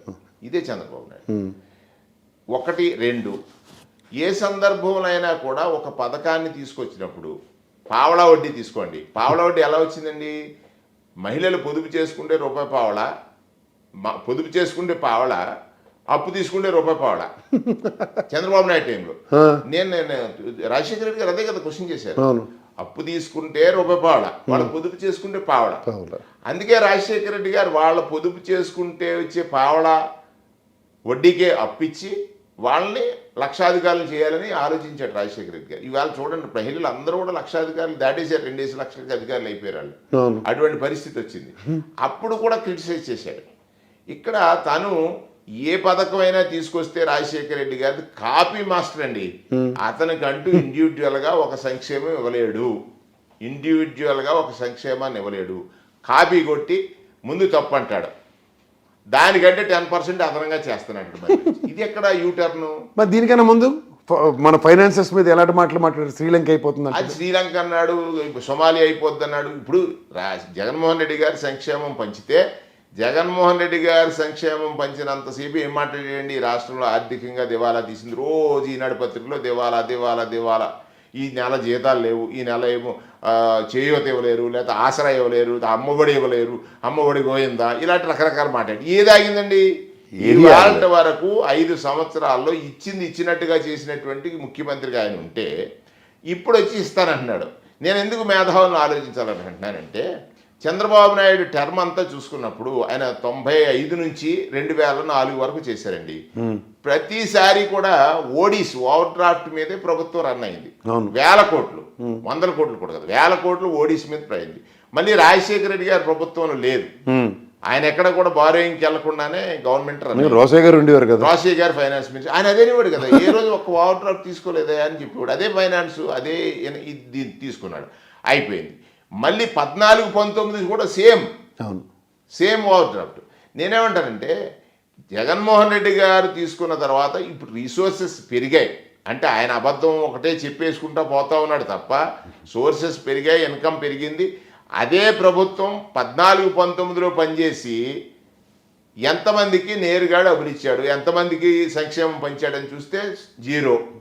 కానీ ఇవాళ 2,73,000 కోట్ల రూపాయలు డైరెక్ట్ డీబీటీ ద్వారా పెంచాడు. ఇంకొక 2 లక్షల కోట్ల రూపాయలు non DBT programmes, house sites కానీ హౌసింగ్ కానీ ఇట్లాంటి ప్రోగ్రామ్స్ 4,70,000 కోట్లు ప్రజల ఖాతాల్లోకి వెళ్ళి వాళ్ళ జీవన ప్రమాణాలు 2 సంవత్సరాల బడ్జెట్. జీవన 5 సంవత్సరాల టర్మ్లో 2 సంవత్సరాల బడ్జెట్. ఏమంటే వాళ్ళ అవసరం ఏంటి అనేది కనిపెట్టి ఇవ్వడం కదా. ఇక్కడ ప్రభుత్వం అంటే ఏంటి? ప్రజలు అంటే ఎవరు? కష్టంలో ఉన్న ప్రజలు, కష్టం నుంచి బయటకు వచ్చి బ్రతకడం, అంతే కదా. ఆ ప్రజలను కష్టం నుంచి బయట, primary object of government. Primary object of government. ఆ కష్టంలో ఉన్న ప్రజల్ని మనం బయటికి తెచ్చి వాళ్ళు భద్రతతో బతికేటట్టు చేయటమే కదా. అటువంటి ఆపర్చునిటీ క్రియేట్ చేయటం కదా. ఇప్పుడు ఎంతమంది చిరు వ్యాపారులుగా మారారు? చేదోడు లాంటి ప్రోగ్రాంలు, చేయూత లాంటి ప్రోగ్రాంలు, ఎంతమంది మహిళలు షాపులు పెట్టుకుని వాళ్లకు ఒక ఆత్మగౌరవంతో వ్యాపారులుగా మారారు. గేదెలు కొనుక్కున్నారు, పాలు అమ్ముకుంటున్నారు. పాల్లో రేటు పెరగడం వల్ల అమూల్ లాంటి ఒక సంస్థను తెచ్చి హెరిటేజ్ సంస్థ పాల ధరను కూడా పెంచాల్సినటువంటి పరిస్థితి. హెరిటేజ్ సంస్థ కొనుగోలు ధర, పాలు కొనుగోలు చేసేటప్పుడు 3 నుంచి 5 రూపాయలు పెంచాల్సిన పరిస్థితి హెరిటేజ్కి వచ్చింది. అటువంటి స్థితి ఎందుకు వచ్చిందని అంటే జగన్మోహన్ రెడ్డి గారు తీసుకున్న ఆ నిర్ణయం. అదిగో నా సంస్థ మీద ఏదో దాడి చేసేస్తుంది, లేదా నా సంస్థ ఇది అయిపోతుందని అంటారు. ఎక్కడుంది బాబు నీ సంస్థ? నువ్వు ప్రజలను మోసం చేయటం కదా. ఆ రోజు చిత్తూరు డైరీ లాంటి డైరీని మూసేసి ఈయన సొంత వ్యాపారం చేసుకున్నాడు. అంటే ఇతని హిడెన్ ఎజెండా ఏముంది? In the name of politics డబ్బు సంపాదించాలి. ఇతను చేసినటువంటి పని ఎదుటివారు చేస్తున్నారు. మీరు ఇంకోటి గమనించలేదు, నిన్న ఆయన సబ్మిట్ చేసిన ఎలక్షన్ అఫిడవిట్లో గతం కన్నా వినూత్నంగా 40% పెరిగింది. నేను అది అడగాలనుకున్నాను. ఇప్పుడు మీరు అడిగారు, కానీ మీరు అడిగారు దాని ప్రశ్న. నేను కూడా చంద్రబాబు నాయుడు గారిని ఈ వీడియో చూసేటువంటి ప్రేక్షకులను అడగమంటున్నాను. ఎందుకనంటే చంద్రబాబు నాయుడు గారు జగన్మోహన్ రెడ్డి గారు చేసినప్పుడు ఈ రాష్ట్రం దివాలా తీస్తుంది అన్నది నువ్వే రోజు, ఈ రాష్ట్రానికి ఇంక అప్పులే పుట్టవన్నావు నువ్వే ఈరోజు, ఈ రాష్ట్రంలో దోపిడీకి గురైపోతుందన్నావు నువ్వే ఈరోజు.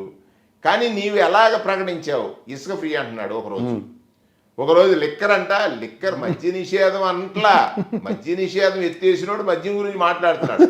అది అంటే నాణ్యమైన మందు ఇస్తాడట. అంటే ఈయన ఇస్తే నాణ్యమును, మిగతా ప్రభుత్వానికి కొన్ని గైడ్లైన్స్ ఉంటాయి, కొన్ని పారామీటర్స్ ఉంటాయి, దానికి సంబంధించినటువంటి మెడికల్ టెస్టులు ఉంటాయి, లేకపోతే అన్ని చేసి కదా జరుగుతుంది. లెక్క ఏదో ఒట్టినే పట్టుకొచ్చి అంటే ఒక అబద్ధం ప్రభుత్వం నడిపిస్తుంది కదా. ప్రభుత్వం 43,000 బెల్ట్ షాపులు పెట్టినటువంటి ఇతనికి నైతికంగా ఎక్కడుందండి? అడిగేటువంటి హక్కు లేనటువంటి వ్యక్తి ఇవాళ మాట్లాడుతున్నాడు. ఇవాళ ఎక్కడి నుంచి తెస్తాడు? నేను అనుకుంటున్నాను 14 ఏళ్ళు ముఖ్యమంత్రి చేసినప్పుడు మాడిగలని అంటారు కదా కేరళ రాష్ట్రంలో, అందులో ఏమైనా తొక్కేసాడా ఈ డబ్బు? ఇప్పుడు మీరు అన్నారు 40% పెంచి చూపించాడు, అప్పుడు తీసుంటాడు. ఆయన ఎలా చేస్తాడో చెప్పాలా? ఇప్పుడు మనకి అల్టిమేట్గా ప్రజలకు మంచి జరగాలి. ఇప్పుడు మీరు అన్నట్టు ఒక చిన్న అనుభవం చెప్తాను మీకు. సంపద సృష్టిస్తానని చెప్తున్న ఈయన నేను పొద్దుటూరులో రాచమల్ల శివప్రసాద్ గారిని చూసా, ఒక ఎమ్మెల్యేగా. మున్సిపాలిటీ ఒక పెట్రోల్ బంక్ పెట్టి మున్సిపల్ శాఖకి రెవెన్యూ క్రియేట్ చేసే పరిస్థితి క్రియేట్ చేశారు. అలాగే మీరు కాంగ్రెస్ స్థాయిలో జడ్పీ చైర్మన్గా ఉంటూ కూడా రెవెన్యూ మోడల్ అనానమస్గా 40 crores పైన పెంచే ఉదంతానికి తెరలేపారు. నిజంగా సంపద సృష్టించి వాళ్ళందరూ కాంగ్రెస్ తదనంతరం వైఎస్ఆర్సీపీలో ఉంటూ రాష్ట్ర ప్రయోజనాలు పరిరక్షిస్తూ సంక్షేమం చేస్తున్న మీలాంటి వాళ్ళని కాపీ కొట్టడానికి కూడా ఎలా సృష్టిస్తాడో చెప్పకుండా మాత్రం అబద్ధాలు చెప్తున్నాడు. ఎస్ అది కదా ఇప్పుడు మనం అడగాల్సింది కూడా అదే, ఎలా సృష్టిస్తావు అది ఎందుకంటే మీరు ఇసుక అన్నారు, ఇసుక అన్నది ఉచితం అని మాట్లాడుతున్నాడు. ఇవాళ ఒక ఆర్థిక వనరు రాష్ట్రానికి. లెక్కర్ అన్నాడు. లెక్కరు మీరు ఈ ప్రభుత్వం ఒక ఆర్థిక వనరు కింద బ్రెవరేజ్ కార్పొరేషన్ త్రూగా ఎంత వనరులు వస్తున్నాయో కూడా అకౌంట్ ట్రాన్స్పరెన్సీ ఉంది. కానీ దాని అబద్ధం అంటున్నాడు. మీరు ఒక మినిస్టర్గా దీన్ని జస్టిఫై చేయండి సార్. ఖచ్చితంగా ఇప్పుడు మనం అతన్ని ప్రశ్నించాలి. నువ్వు అబద్ధం అన్నది ఎలా అబద్ధం మీకు గమనించలేదు, అతను ప్రశ్నించేస్తున్నాడు మిమ్మల్ని. అతను మీరు ఎక్స్ప్లెనేషన్ ఇవ్వండి, ఇది ప్రజలకు తెలియాలి. నేనంటే ప్రజలు తెలుసుకోవాల్సింది ఏంటంటే ఇక్కడ మద్య నిషేధం గురించి 43,000 బెల్ట్ షాపులు పెట్టి ఇంటింటికి మందమ్మించినటువంటి చంద్రబాబు నాయుడు మద్య నిషేధం గురించి మాట్లాడుతున్నాడు. ఇంకోటి కూడా చేశాడు సార్. ఎక్కడ ఇంకోటి మీకు దెందులూరు నియోజకవర్గంలో ఒక చిన్న ఉదంతం చెప్తా. ఒక లిక్కర్ షాప్ వాడికి లైసెన్స్ వస్తే వాడికి వీడికి పడని కారణంగా వ్యాన్లో లిక్కర్ అప్పించేవాడు. ఇలాంటివి ఇప్పుడు జరుగుతున్నాయా? ఎక్కడ లేదు కదా, ఈ ప్రభుత్వమే చేస్తున్నప్పుడు మళ్ళీ వాడికి లిమిట్ సీల్ చేసేసారు కదా, 3 నిబ్బులు మించి అమ్మరు. అంతే. నిన్న క్వార్టర్లు ఎన్ని అమ్మాడు, వాళ్ళు అన్నీ అమ్మాలి. ఇప్పుడు గత నెల ఈ డేట్లో ఎన్ని అమ్మాడు? దొంగ వ్యాపారం చేయలేదు కదా ఆయన మనుషులు. నేమ్ ఆఫ్ ఉచిత ఇసుక లేకపోతే లెక్కరు ఇవన్నీ చేసింది ఎవరండి? ఈ దొంగతనాలన్నిటికీ కారణం ఎవడు? ఇవన్నీ దాచేసి ఉంటాడు ఎక్కడో ఒక మాడిగిలో బట్టి ఈ డబ్బు అంతా. ఇప్పుడు నేను సంపద సృష్టిస్తానంటే భూమిని తీస్తాడా, లేదా ఎక్కడి నుంచి లాకర్లో పెట్టి ఎలక్షన్ ఎప్పుడు అదే ఇచ్చారు. అది ఎట్లా తీస్తాడు? అది చెప్పాలి కదా. ఎందుకు ప్రజల్ని మోసం చేస్తాడు? ప్రజల్ని మరీ మోసం చేసేటువంటి పరిస్థితికి ఎందుకు వచ్చాడు అనేటువంటి చూస్తే ఇవాళ అతను ఆలోచన విధానం ఎలా ఉందనంటే ఎదుటి వారు ఎవరు పనిచేయరు, పాలించి దోచుకోవాలి. దోచుకున్నాడు, అందులో నో డౌట్. ఆ దోచుకున్నది ఎక్కడ దాచాడో పోనీ అది ఎలా తీస్తాడో చెప్తే అప్పుడు సంపద సృష్టిస్తాడంటే మనం నమ్ముదాం. ఎక్కడ సృష్టిస్తాడు అంటే 14 ఏళ్ళు ముఖ్యమంత్రి చేసినప్పుడు ఎప్పుడు కూడా ప్రభుత్వం లోటుతోనే నడిచింది, వావ్ డ్రాప్తోనే నడిపాడు, ఎక్కడా సంపద పెరగలేదు. కాంగ్రెస్ పార్టీ మళ్ళీ రాజశేఖర రెడ్డి గారు ముఖ్యమంత్రి అయిన తర్వాత సంపద పెరిగింది. సంపద పెరిగిన తర్వాత ఫీజు రీంబర్స్మెంట్ లాంటి ప్రోగ్రాం వచ్చింది, ఆరోగ్యశ్రీ లాంటి ప్రోగ్రాం వచ్చింది. ఆలోచించండి, అప్పుడు ఇందిరమ్మ ఇల్లు లాంటి ప్రోగ్రాం వచ్చింది. నీ టైంలో ఎక్కడైనా వచ్చిందా? ఒక్క ప్రోగ్రాం వచ్చిందా? రాలేదు కదా. నువ్వు ఎంతసేపు ఏంటంటావా ఆ వృత్తి వాళ్ళకి నేను బీసీలకు ఏదో చేశానంటాడు. ఇంకేమంటే బీసీఎల్ని దగా చేసినటువంటి ఒక రాజకీయ నాయకుడు బీసీఎల్ని దగా చేసి వాళ్ళని టూల్స్గా వాడుకున్నాడు. కుల వృత్తులకు పరిమితం చేసి, చూడండి హిప్నటైజ్ చేస్తారు కదా, కుల వృత్తులకు పరిమితం చేసి ఆ కుల వృత్తుల కోసం ఏదో కళ్ళు గీసుకునే వాడికి మోకిచ్చి ఇస్త్రీ చేసుకునే వాడికి పెట్టించి ఆయన ఆదుకున్నాడు అంటాడు. ఏంటది అసలు? మీరు ఒక బీసీ సంక్షేమ శాఖ మంత్రిగా ఈ 5 సంవత్సరాల టెన్యూర్లో బీసీ సామాజిక వర్గం ఏదో కార్పొరేషన్లు పెట్టారు, లేకపోతే వీళ్ళకి ఎంతంత డబ్బులు ఇవ్వలేదు, ఒక బంచి లేదు, ఒక ఫ్యాన్ లేదని అపవాదం వస్తున్నారు. నిజంగా సంక్షేమం ప్రాస్పెక్టులో బీసీలకి ఎంత జరిగింది? అసలు భారతదేశానికి స్వాతంత్రం వచ్చినప్పటి నుంచి ఇప్పటిదాకా బీసీలకి ఎంత జరిగి ఉంటుందో ఈ 5 ఏళ్ళు అంత జరిగింది. స్వాతంత్రం వచ్చినప్పటి నుంచి ఒక బీసీ ఫ్యామిలీని యావరేజ్ తీసుకుంటే ప్రభుత్వం నుంచి వచ్చినటువంటి సహాయం ఎంత ఉంటుందో అంటే 72 ఏళ్ళకి ఈ 5 ఏళ్ళలో అంత అందింది. నేను సింపుల్ ఎగ్జాంపుల్ చెప్తాను. ఒక రజకుడికి ఎంటైర్ చంద్రబాబు నాయుడు 14 ఏళ్ల పాలనలో ఒక ఇస్త్రీ పెట్టించుంటాడు. దాని వర్త్ ఎంత అంటే 6,000. ఇవాళ అతనే ఇప్పుడు 6,000 సార్, అప్పుడెంత? అప్పుడు 4,000, ఇప్పుడు 8,000 ఉంటుంది. ఇప్పుడు ఇవాళ స్వేచ్ఛగా నీ ఇస్త్రీ పెట్టి నువ్వు కొనుక్కొని నచ్చినోడి దగ్గర అని 10,000 ప్రతి సంవత్సరం వేసాడు. మళ్ళీ అదే ఇంట్లో చేయూత వేసాడు. 45 ఏళ్ళు వయసు దాడితే ఆ మహిళకి చేయూత 18,750, 75,000 రూపాయలు ఇచ్చాడు. ఆర్థికంగా వాళ్ళకు వెసులుబాటు ఇచ్చాడు కదా. దానికి బొగ్గులకు అప్పు వెళ్ళక్కర్లేదు, బొగ్గులు తెచ్చుకోవడానికి అప్పులకి వెళ్ళక్కర్లా, లేకపోతే డిటర్జెంట్లు కొనడానికి అప్పులకి వెళ్ళక్కర్లేదు. స్వేచ్ఛగా ఆవేళ 5 రూపాయలు అయ్యేది ఇవాళ 10 రూపాయలు వాళ్ళు వాష్ చేస్తున్నారంటే వీళ్ళు సెల్ఫ్ సస్టైనిటీ వచ్చిందనేటువంటిది ఒక వాషర్ మ్యాన్ తీసుకున్నట్లయితే ఆర్థిక స్వావలంబన అనేటువంటిది వచ్చింది. ఇక్కడ సంక్షేమం పని ఇప్పుడే చెప్పాను కదా, నా శాఖ ద్వారానే 1,90,000 కోట్ల రూపాయలు బీసీ సంక్షేమ శాఖ ద్వారా 1,90,000 కోట్ల రూపాయలు డీబీటీ ద్వారా వెళ్ళింది ప్రజలకి. 2,70,000లో. ప్రజలు ఎంతమంది బెనిఫిషరీస్ ఉంటారు? సుమారుగా 3.5-4.5 కోట్ల రూపాయలు, 3.5 కోట్ల మంది ఏంటి వేరే స్కీమ్స్ తీసుకున్నారు. అవును, 3.5 కోట్ల లబ్ధిదారులు అంటే ఇన్ ది సెన్స్ ఆఫ్ ఏంటంటే అందులో 2 సార్లు తీసుకున్న వాళ్ళు ఉంటారు, ఒకసారి తీసుకున్న వాళ్ళు ఉంటారు, 3 సార్లు తీసుకున్న వాళ్ళు ఉంటారు. అట్లా లెక్కేసుకున్నప్పుడు అది అసలు ఈ చంద్రబాబు నాయుడు ఊహలకు అందనటువంటి మోడల్ అండి. అంటే సాధారణంగా బీసీ కార్పొరేషన్ వాటికి 10,000 కోట్లు ఇస్తాం, 2,000 కోట్లు ఇస్తాం, 5,000 కోట్లు ఇస్తాం, 20,000 కోట్లు ఇస్తాం. అవునండి, ఈ కబుర్ల దగ్గర మీరు ఎంత చెప్పారు? 1,90,000 కోట్లు. ఇది అర్థమవుతుంది ఎవరికైనా? అతనికి అర్థం అవట్లేదు. అందుకున్న ప్రజలు అతనికి అర్థం అవట్లేదు. అతను ఏమంటాడండి 5,000 కోట్లు ఇచ్చానట్టు. నేను ఆ సంక్షేమ మంత్రిగా చూశాను. అతను ఆదరణ కోసం కొన్నటువంటి పరికరాల ఖరీదు ఒక 160 కోట్ల రూపాయలు. 160 కోట్లు పంచలేదు ఎలక్షన్ ముందు. అదే మోసం అండి. పెన్షన్ ఉందండి. జగన్మోహన్ రెడ్డి గారు పాదయాత్ర మొదలుపెట్టినప్పుడు రెండో రోజు 6వ తారీఖు మొదలుపెట్టాడని 7వ తారీఖున ముసలమ్మ గారు ఎదురైతే నాకు పెన్షన్ తప్ప వేరే దిక్కులేదు అంది. అడిగారు ఈయన యోగక్షేమాలు, పిల్లలు ఎక్కడో ఉంటున్నారని. నా ప్రభుత్వం వస్తే 2,000 ఇస్తానన్నాడు. 14 నెలలు ఇతను పెంచలేదు. ఎవరు ఆ రోజు కూడా చెప్పాడు ఆయన, ఓ మోసగాడు ఉన్నాడు, నిన్ను మోసం చేయడానికి అది పెంచితే 3 చేస్తానన్నాడు. చూడండి ఎంత డిఫరెన్స్ ఉందో. 14 నెలలు పెంచకుండా 15వ నెలలో జనవరిలో పెంచి ఫిబ్రవరిలో పంచి మార్చిలో ఎలక్షన్కి వెళ్ళాడు. జనవరిలో పెంచాడు, ఫిబ్రవరిలో పెంచాడు, మార్చిలో ఎలక్షన్కి వెళ్ళాడు. చూడండి అక్కడ కూడా మోసమే. అందుకే 6% ఎక్సెస్ వచ్చింది. అది తీసాడు తెలుసా మీకు? Vote bank 6% excess. అది ఆ పప్పు బెల్లాలు ఉదానికి పసుపు కుంకుమ, ఈ పెన్షన్, నిరుద్యోగ భృతికి 23 మిగిలింది. 23 మిగలడానికి కూడా అదే కారణం. అట్లా చేసినటువంటి చూస్తే ఇవాళ జగన్మోహన్ రెడ్డి గారు దేవన్నే 2,250 మొదలుపెట్టి 3,000 ఇచ్చాడు కదా. జస్ట్ లైక్ ఇంక్రిమెంట్ ఇచ్చినట్టు. ఇక్కడ నేనేమంటానంటే ప్రసాద్ గారు, జగన్మోహన్ రెడ్డి గారు అనేవాడు ఆయన ముఖ్యమంత్రిగా ఒక క్రెడిబిలిటీ, ప్రజల దగ్గర ఒక నమ్మకాన్ని, అకౌంటబిలిటీ అండ్ క్రెడిబిలిటీ, 2 అకౌంటబిలిటీ లేకపోతే క్రెడిబిలిటీ, మీరు అన్నట్టుగా అకౌంటబిలిటీ అంటాను. అది ఆయన ప్రధానంగా తీసుకున్నటువంటి ఇదండి. నాకు బాగా జగన్మోహన్ రెడ్డి గారు అత్యంత ఫ్యాన్ అయిపోవడానికి అది ఒక కారణం. నేను ఎందుకు ఈ ఒక్క ఉదాహరణ చెప్పేస్తాను. 2014లో మాలాంటి వాళ్ళు అందరం వెళ్ళాం. అన్న చంద్రబాబు నాయుడు రైతులు రుణమాఫీ చేసేస్తానంటున్నాడు, మనం కూడా మాట చెప్పేద్దాం, అట్లీస్ట్ ఎంతో కొంత. ఎట్లా అవుతుంది స్వామి, రాష్ట్రం విడిపోయింది, 87,650 కోట్లు, 87,650 కోట్లు రుణమాఫీ చేయటం ఎట్లా సార్? ఆయన ఏమంటున్నాడు, చంద్రబాబు నాయుడు ఏమన్నాడు, బేషరతుగా మొత్తం అన్ని రుణాలు అన్నీ చేసేస్తానన్నాడు. ఆయన ఆ రోజు నేను ఆయన ఫ్యాన్ అవడానికి పెద్ద కారణం ఏంటంటే, ఇప్పుడు సత్యకాలంలో విన్నాం సత్యహరిశ్చంద్రుడు అనేది.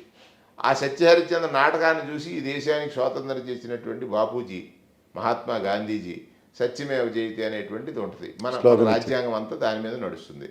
అటువంటి పరిస్థితిలో ఈ అబద్ధం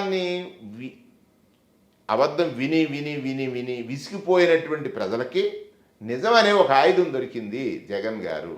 నిజమైన ఆయుధమే జగన్ అంటారా? అదే నేను అంటాడు.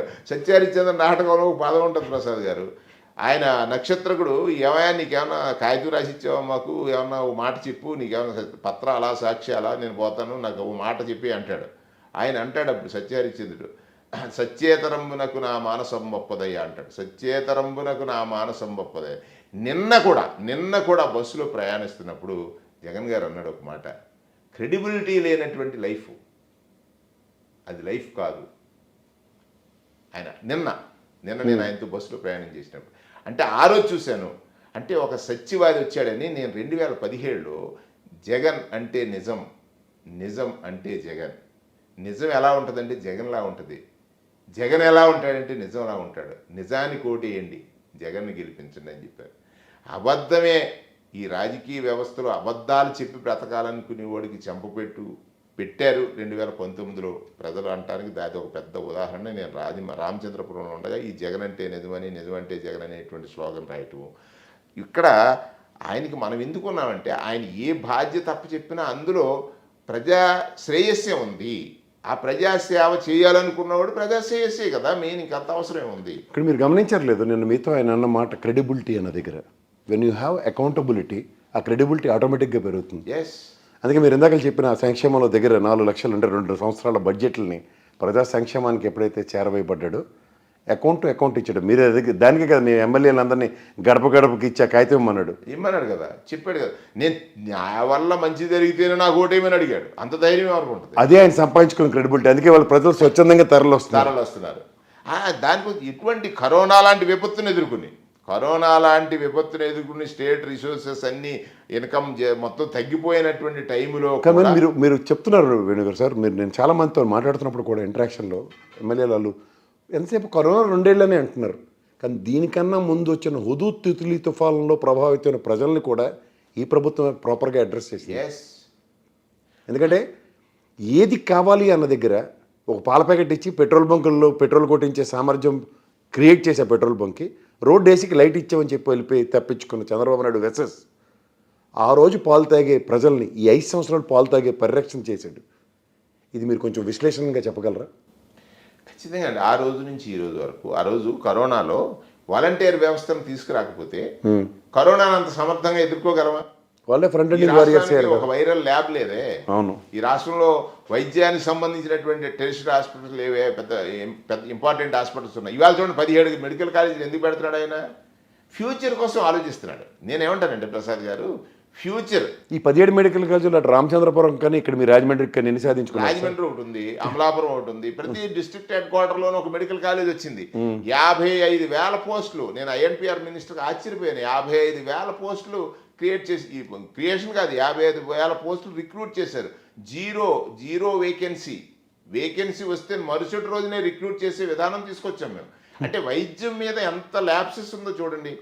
వైరల్ ల్యాబ్లు కానీ, ఆక్సిజన్ సిలిండర్స్ హెలికాప్టర్లు తెప్పించడం కానీ, ఇవన్నీ కూడా సమర్థవంతంగా కరోనాను ఎదుర్కొన్నప్పుడు అంత హేళన చేశాడు కదా చంద్రబాబు నాయుడు.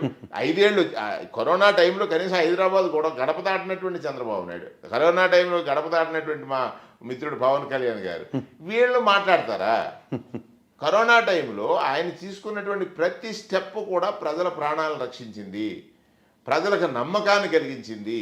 ఆ నమ్మకం కోసం ప్రాణాలకు తెగించి పనిచేసినటువంటి వాలంటీర్ వ్యవస్థ లాంటి ఒక వ్యవస్థనే సృష్టించాడు.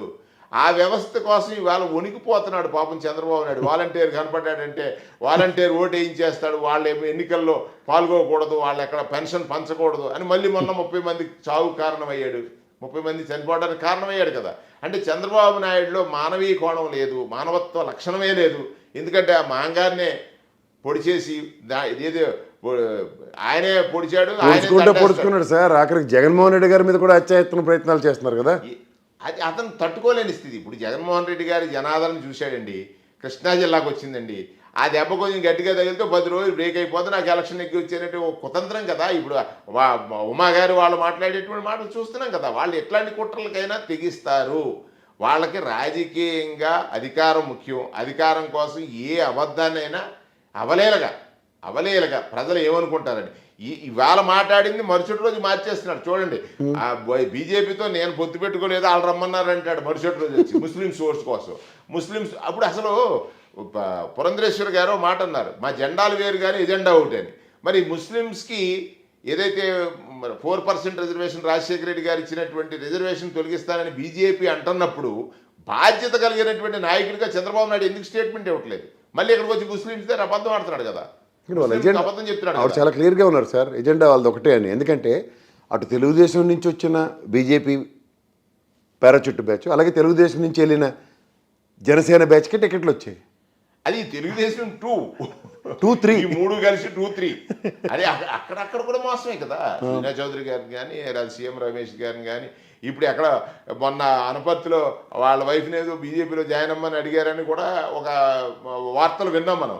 చూడండి అసలు ఎంత డ్రామా అంటే, పవన్ కళ్యాణ్ ఒక రాష్ట్ర నాయకుడు అండి, ఆయన తీసుకొచ్చి పిఠాపురానికి పరిమితం చేశాడు. మరి ఆ పవన్ కళ్యాణ్ అభిమానులు కానీ, ఆ సామాజిక వర్గ నాయకులు కానీ బాధపడరా? మానసికమైనటువంటి ఆవేదన చెందుతున్నారు, మానసికమైనటువంటి ఒక కుంగిపోయేటువంటి స్థితి. కేవలం అతను తీసుకున్నటువంటి నిర్ణయం పవన్ కళ్యాణ్ అతని చేతిలో పావుగా మారిపోయారనేటువంటి ఒక బాధ. ఎవరైతే జనసేన పార్టీలో జాయిన్ అయినటువంటి జనసేన పార్టీ నాయకత్వం కోసం ప్రయత్నం చేసినటువంటి నాయకులు ఉన్నారు. వాళ్ళందరూ కూడా చాలా మానసిక క్షోభకు గురైపోయారండి. దానికి కారణం పవన్ కళ్యాణ్ కాదు, ఈయన ఈ చంద్రబాబు నాయుడు ట్రాప్లో పవన్ కళ్యాణ్ ఉండటం వల్ల వీళ్ళందరూ నష్టపోయారు. అంటే ఎవరైనా రాజకీయాల్లోకి వచ్చినప్పుడు ఎదగాలని, లేకపోతే వాళ్ళకి అవకాశాలు వస్తే శాసనసభకి వెళ్ళాలో లేదా పార్లమెంట్కి వెళ్ళాలని ప్రయత్నం చేస్తూ ఉంటారు. ఆ టైంలో ఇతను కొట్టింది పెద్ద చావుదెబ్బ. ఆ కార్యకర్తలను అతను ఎంత దారుణంగా హ్యూమిలేట్ చేశాడంటే మరీ చాలా ఇక రాజకీయాల్లో ఉండకూడదు అన్నంత దారుణమైన హ్యూమిలేషన్. చూడండి, రోజు జనసేన నుంచి ఎంతమంది జగన్మోహన్ రెడ్డి గారి దగ్గరికి వచ్చి జాయిన్ అవుతున్నారు మనం చూసినట్లయితే. ఇక్కడ చంద్రబాబు నాయుడు కుట్ర, కుతంత్రం, కుటిలత్వం, ఇంకా దానికి ఏమన్నా పర్యావ పదాలు ఉంటే అన్నీ వాడేయాలి. అన్నీ వాడేసినా కూడా అతనికి ఎక్కడా కూడా సిగ్గు అనేటువంటి ఇది పెట్టలేదు భగవంతుడు. ఒక అబద్ధం ఆడుతున్నాను, జనం ఏమనుకుంటారనే ఆలోచన కూడా అతనికి లేదు. రోజు అదే పని కాబట్టి ఇంకే అతను అబద్ధం చంద్రబాబు, నిజం జగన్ అని ప్రజలు డిసైడ్ అయ్యారు. నిజానికి ఓటేస్తారు తప్ప అబద్ధానికి ఓటేయరని ప్రజలు విజ్ఞులు. నేను ఒకరోజు శాసనసభలో ఫస్ట్ నా స్పీచ్లో చెప్పాను, అంతరంగమందు అపరాధములు చేసి మంచివారి వరి మనుషులుందురు, ఇతరులు ఎరుగకున్నా ఈశ్వరుడు ఎరుగడా. అధ్యక్ష, ఇక్కడ ఈశ్వరుడు ఎవరో కాదండి, మన ఓటరే. అందుకే ఆయనకి తెలుసు ఈ అబద్ధాలు చెప్పేవాడు ఎవరు, నిజం మాట్లాడింది ఎవరో తెలుసు కాబట్టి వాళ్ళు అక్కడ ఉన్నారు, మనం ఇక్కడ ఉన్నారని చెప్పాను నేను. ఇక మరి రాజమండ్రి ఓటర్లకు వస్తే, ఇప్పుడు మీరు మళ్ళీ పాత పేసుకుని ఇక్కడ నెత్తికెత్తుకుని వచ్చారు. మీ ప్రాతినిధ్యం లేని దగ్గర మీరు ప్రాతినిధ్యం తీసుకుని మీ జగన్మోహన్ రెడ్డి గారు, వైఎస్ఆర్సీపీ పార్టీ, వేణుగోపాల్ గారు గెలుపుకి ఏ విధమైన ప్రణాళిక ఉంది? అంటే డౌన్ ద లైన్ మీరు గెలిచిన తర్వాత ఇమ్మీడియట్ ప్రయారిటైజేషన్స్లో ఈ నియోజకవర్గంకి చేయవలసిన పనులు ఏంటి? ఈ నియోజకవర్గానికి నేను వచ్చినప్పటి నుంచి తెలుసుకున్నది, చూసింది ఇక్కడ అపరిశుభ్రత. ఎందుకంటే టౌన్ పక్కన ఉంది. మీరు ఇందులో ఒక చిన్న సబ్మిషన్ ఉంది సార్. మీరు 25 పైసల్లో అపరిశుభ్రత, పరిశుభ్రత అని మాట్లాడుతున్నారు. నేను తానేటి వనిత గారు వాళ్ళ నాన్నగారితో ఇంటరాక్ట్ అయినప్పుడు చంద్రబాబు నాయుడు గారికి తెల్లగా, స్మార్ట్గా, నీట్గా బట్టలు వేసుకున్న వాళ్ళంటే నచ్చరంట. వాళ్ళ మీద కడుపు మంటతో డిఫరెంట్గా బిహేవ్ చేస్తాడట. ఆయన కూడా చాలా స్మార్ట్గా ఉన్నారు. అలా మీరు కూడా ఎక్కువగా పరిశుభ్రత మీద, స్మార్ట్నెస్ మీద, ఎందుకంటే మీరు మల్లెపూల తెల్లగా కలకల్లాడుతున్నారు, తెల్ల బట్టలు వేసుకున్నారు. కొంచెం అంటే ఇక్కడ ఆలోచించి చెప్పండి. ఎందుకంటే మీరు ఎక్కువగా పరిశుభ్రత అంటున్నారు, అది ఆయనకి నచ్చట్లేదు. అది నచ్చదు. ఖచ్చితంగా రోజు రాయిస్తున్నాడు కదా, ఏదోటి రాయిస్తూ ఉంటాడు. ఆమె కూడా ఇప్పుడు ఇంకా ఈనాడు రాయలేదు, రేపు ఈనాడు రాస్తాడేమో చూస్తున్నాను నేను. ఎందుకంటే ఇప్పుడు నేను 20 years పాలిటిక్స్లో నా మీద ఎవరైనా ఠా అన్నాడు తప్ప ది అనలేదు. జరిగింది ఠాలు మామూలుగా దీగుణింతం లేదు మన దగ్గర, ఠాగుణింతం ఉంది. అటువంటి ఇలా జరిగిందట. ఇక్కడ బుచ్చి చౌదరి గారు కూడా 2-3 ట్రోల్ చేశాడు టీడీపీ వాళ్ళ చేత. ఏదో నేను చీరలు అమ్ముతాను, నా వైఫ్ వచ్చి. అసలు మేము భక్తులు, భగవంతుడికి సేవ చేస్తాం తప్ప భగవంతుడి సొమ్ము దోచుకునే తత్వం వీళ్ళ కొట్టదు. ఇది వీళ్ళ లక్షణం. ఆయన ట్రోల్ చేశాడు అది అటువంటిది. అక్కడ ఏదో ఇసుక దోశారని. ప్రసాద్ గారు, మీరు రామచంద్రపురంలో ఎవరినైనా అడగండి, 5 సంవత్సరాల కాలం 4 రీచ్లు క్లోజ్ చేశాను. ఎక్కడ కూడా రీచ్ అనేది ఓపెన్ కాకుండా చూసినటువంటి ఒక ప్రజాప్రతినిధి ఎవడైనా ఉన్నాడంటే అది వేణుగోపాలకృష్ణ. నేను ఎందుకనంటే అసలు ఆ స్కోపే ఇవ్వను నేను. అటువంటి పరిస్థితిలో ఇక్కడ రాజమండ్రి రూరల్లో సుమారు చాలా ఓటర్లు ఎక్కువ, వాళ్ళకి బాగా అలవాటు కదా సార్. పి గన్నవరంలోనూ ఇసుక రీచ్లు పెట్టి ఎలా దోపిడీ జరిగిందో వాళ్ళకి అలవాటు. ఎందుకు ఇక్కడ బెనామీలతో ఏం చేశారో అందరికీ తెలుసు. అది అన్న ఎవరైతే పెద్ద ఆయన ఉన్నాడో బుచ్చి చౌదరి గారు వారి బెనామీలు పెట్టి లేకపోతే వారికి పెట్టి ఎలా దోశారనేది అక్కడ ఉన్నటువంటి సాక్ష్యాలు ఉన్నాయి. నేను చాలా అధాన్యంగా మాట్లాడతాను. ఎందుకని అవసరం విమర్శ కోసం కాదు, విమర్శ సహేతుకతగా ఉండాలి. దానిలో వాస్తవికాన్ని మనం మాట్లాడి ఆయన గురించి అందరూ చెప్తున్నారు, బాబు ఇసుక దోచింది ఈయన కదా, గత 14-19 మధ్యలో ఇసుక దోపిడీ ఎవరు ఉచితమని పెట్టేసి టోటల్గా దోచేసింది ఈయన. రోజుకి ఎన్ని కోట్లు పట్టుకెళ్ళాడు, ఎన్ని లక్షలు పట్టుకెళ్ళాడు, లెక్కలు కూడా ఉన్నాయి. సో ఆయన అంటాడు ఎక్కడో అంటే ఐటీడీపీలో ఒక ట్రోల్ చేయడానికి ఒక ప్రయత్నం చేస్తున్నాడు. సో ఇది నాకు అప్లై కాదు, ఆయనకి అప్లై అవుద్ది. ఆయన ఏదైతే ట్రోల్ చేశాడో అది ఆయనకి అప్లై అవుద్ది అనేటువంటిది ప్రజలు గమనించారు. ఇక్కడ నేను వచ్చిన తర్వాత ఈ నియోజకవర్గాన్ని ఎట్లాగా మనం చేయాలనుకున్నప్పుడు ఒక జక్కంపూడి రామ్మోహన్ రావు శిష్యుడిగా జక్కంపూడి రామ్మోహన్ రావు గారిని ఈ రోజుకి కూడా 2009లో ఆయన ఓడిపోయిన తర్వాత ఇవాళ కూడా ప్రతి ఓడు జక్కంపూడి అని ఎందుకు తలుచుకుంటున్నారంటే పని చేశాడు కాబట్టి. అవును. ఆ ట్రైనింగ్ అయినటువంటి నేను ఆ జక్కంపూడి బాటలో ప్రజలకు పనిచేయాలనేటువంటి ఒక గొప్ప ఆలోచన. అది గొప్ప ఆలోచన అంటే నేను గొప్పగానే జక్కంపూడిని చూస్తాను, ఆలోచన నాలో ఉంది. దాన్ని అంటే ప్రజా అవసరాల కోసం జక్కంపూడి ఏంటంటే తూర్పుగోదావరి జిల్లాలో ఎక్కడో సగిరెడ్డిపల్లిలో అక్కడికి దెబ్బ తగిలిందండి. అన్నా అని జక్కంపూడికి ఎవరో ఫోన్ చేసి చెప్తే పొద్దుట అక్కడ ఉండేవాడు. That is Jakkampudi. ఆపద వచ్చిన వాడికి భగవంతుడు ఎలా వెళ్తాడు, భగవంతుడు అని మనం అనక్కలేదు కానీ ఆపద మీరు అనొచ్చులేండి, ఎందుకంటే ఆయన మీ గురు సమానుడే కాబట్టి. దేవుడు జక్కంపూడి ఎక్కడ ఉన్నాడు అనుకోండి జక్కంపూడి ఉండేవాడు. అంటే అటువంటి స్కూల్లో మనం పొలిటికల్ ట్రైనింగ్ అయ్యి ఇక్కడ మళ్ళీ రావడం ఏంటంటే చెప్పాను కదా, ఇక్కడ పెరిగినటువంటి మొక్క చెట్టు రాజశేఖర రెడ్డి గారి తోటలో అయితే మళ్ళీ అంటుగా వస్తే వెంటనే కాస్తుంది, నీళ్లు పోస్తే వెంటనే కాస్తుంది, జస్ట్ ఓటేస్తే ఇమీడియట్గా ఫలాలు ఇచ్చేటువంటి పరిస్థితి ఉంది. ఇప్పటి వరకు ఈ నియోజకవర్గ ప్రజలు ఎమ్మెల్యే స్థాయికి అది మూడు పర్యాలు ఎమ్మెల్యే స్థాయికి వేశారు. ఇవాళ మంత్రికి వేస్తున్నారు ఓటు, మంత్రికి వేయడం వల్ల జక్కంపూడి రామ్మోహన్ రావు ఏ విధంగా రాజశేఖర రెడ్డి గారికి ఒక ఆత్మీయ బంధువుగా ఉన్నాడు, ఇలాగ జగన్మోహన్ రెడ్డి గారికి ఆత్మీయ బంధువుగా ఉన్నటువంటి వేణుగోపాలకృష్ణ సేవలు ఈ ప్రజలు రుచి చూస్తారని వచ్చిన వెంటనే ఒక టీజర్ చూశారు. ఎలా పనిచేశాను 3 నెలల కాలంలో, పొద్దునే గుడ్ మార్నింగ్ లేకపోతే స్వచ్ఛత మన బాధ్యత అనేటువంటి కార్యక్రమాలు తీసుకుని చేయటం వల్ల. అంటే అది ఒకటే ప్రోగ్రాం కాదు, వాళ్ళ అవసరాలు ఏంటి, హాస్పిటలైజ్డ్ అయిన వాళ్ళని ఎలా చూడాలి, లేకపోతే మన గవర్నమెంట్ సేవలు. ఒకరోజు చిన్న ఎగ్జాంపుల్ చెప్తాను. ఒక పేషెంట్ ఉన్నారు, ఎవరిని చూడాలి పరామర్శకని వెళ్ళాను నేను. పరామర్శకి వెళ్తే అతనికి ఒక 1,40,000 ఖర్చు అయింది, ఇంకెంత అవుద్దో తెలియదు.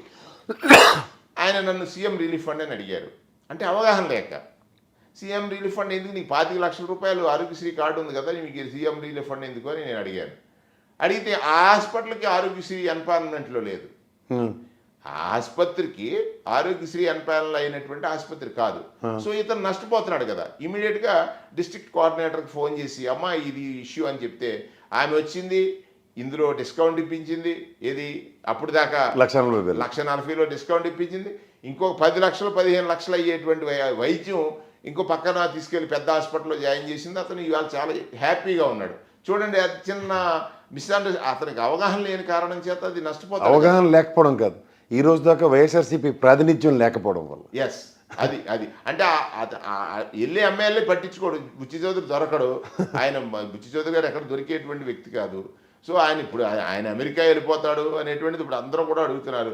కొన్ని వార్డ్స్లో కానీ కొన్ని విలేజెస్లో కానీ బుచ్చి చౌదరి గారు ఏంటంటే ఒక ఎలక్షన్ వస్తేనే కనపడతాడా అనేటువంటి ఒక ట్రోలింగ్స్ కూడా ఉన్నాయి.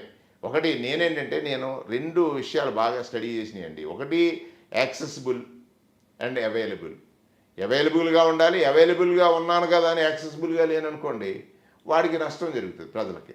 అక్కడ నా దగ్గర ఏంటంటే నా మోడల్ లాస్ట్ 5 ఇయర్స్లో నేను చూసింది, అంతకుముందు కూడా జడ్పీ చైర్మన్గా చూసింది, ఎవరైనా డైరెక్ట్గా నా దగ్గరికి వచ్చేయచ్చు, ఎవరైనా డైరెక్ట్గా నాకు ఫోన్ చేసేయచ్చు. ఫోన్ 24/7 ఆనే ఉంటుంది, ఎప్పుడు కూడా ఆఫ్ ఉండదు, ఎనీ టైం. ఒకరోజు నాకు ఒక పేషెంట్ తెల్లవారుజామున 2 గంటలకు ఫోన్ చేశాడండి, అంటే మిడ్ నైట్ అనుకోండి, ఆల్మోస్ట్ మిడ్ నైట్ 2 o'clock. వెంటనే ఫస్ట్ రింగ్ ఎత్తే నేను రెస్పాండ్ అయ్యాను. ఎవరికి చెప్పాలి ఆ టైము, కరోనా టైంలో మా సన్ అయితే అసలు నిద్రపోలేదు. అదే సార్, మీకు రెండు భుజాలకి మీ ఇద్దరు అబ్బాయిలు వాళ్ళ కథన రంగంలో ఇద్దరు అబ్బాయిలు ఉన్నారు, ఒక నరేను ఒక ఉమాశంకర్. పెద్ద అబ్బాయి అయితే మీ రామచంద్రపురంలో కరోనా టైంలో చేసిన సర్వీస్ అసలు అక్కడ ప్రజలు మర్చిపోరు, అంత గొప్ప సర్వీస్ చేశారు. Very good. ఆ టైంలో ఇవాళ మాట్లాడి ఎవరు కూడా బయటికి రాలేదు. మీ పెద్ద అబ్బాయి బీటెక్ చదివాడు, రెండో అబ్బాయి ఎంఫార్మసీ చదివి కొంచెం డాక్టర్లతో సంబంధాలు ఉన్నాయి. సేవ పెద్ద అబ్బాయికి ఎక్కువ ఉందా? ఇద్దరు కూడా వాల్యూస్ని పాటిస్తారు. అంటే ఫస్ట్ నువ్వు సర్వీస్ అనే స్కూల్లో అర్హతను కనుక సాధిస్తే నీకు కావాల్సిన అంటే ప్రజలకు కావాల్సిన, మళ్ళీ ఇక్కడ మనకు కావాల్సింది కాదు, ప్రజలకు కావాల్సినటువంటి అవకాశాలు మనకు ప్రజలు ఇస్తారు. వాళ్ళ అవకాశాలను వాళ్ళే ఇస్తారు, వాళ్ళే చేయించుకుంటారు. నేనేమంటానంటే ఓటర్ని దేవుడు అంటాను, ఓటు అడిగేవాడు భక్తుడు అంటాను. ఓటర్ దేవుడు, వరం ఇచ్చేవాడు దేవుడు అయినప్పుడు ఓటర్ వరం ఇచ్చేవాడు దేవుడే కదా. అటువంటి ఓటర్ ఒకరోజు వరం ఇస్తే 1825 రోజులు ఓటర్ని పూజించటమే ఈ భక్తుడి యొక్క ప్రధాన లక్షణం. మనం అదే అనుకుంటాం. ఇప్పుడు వాళ్ళ రాజ్యాంగ నిర్మాత బాబాసాహెబ్ అంబేద్కర్ ఈ దేశంలో ఓటు అనేటువంటిది సమాన హక్కుగా ఇచ్చాడు. అంతరాల నుంచి సమానత్వానికి తీసుకువెళ్ళాలి సమాజాన్ని అనేటువంటి ఆయన ఆలోచన. అదే మన రాజ్యాంగ స్ఫూర్తి. ఆ స్ఫూర్తిని ఎవరైతే కరెక్ట్గా ఆచరించి అమలు చేస్తారో వాళ్ళకి ప్రజలు ఎప్పుడు కూడా పట్టం కడతారు. ప్రజలనే దేవుళ్ళు. ఎస్, ప్రజలే దేవుళ్ళు. కానీ మీకు మీ జగన్మోహన్ రెడ్డి గారికి దేవుడు ఎప్పుడో స్క్రిప్ట్ రాశారన్న దానికి ముగించే ముందు బుచ్చయ్య చౌదరి గారి 6 టర్ముల ఎమ్మెల్యే అనే వ్యక్తిని ఢీకుంటున్న మీకు దేవుడి స్క్రిప్ట్ ఎలా ఉందో తెలుసా సార్? ఆయనకి ప్రతి 10 సంవత్సరాలకు ఒక బ్రేక్ వచ్చింది. ఇక్కడ ఆల్రెడీ 2 టర్ములు కంప్లీట్ అయ్యాయి. With a good note, all the best sir. Thank you very much.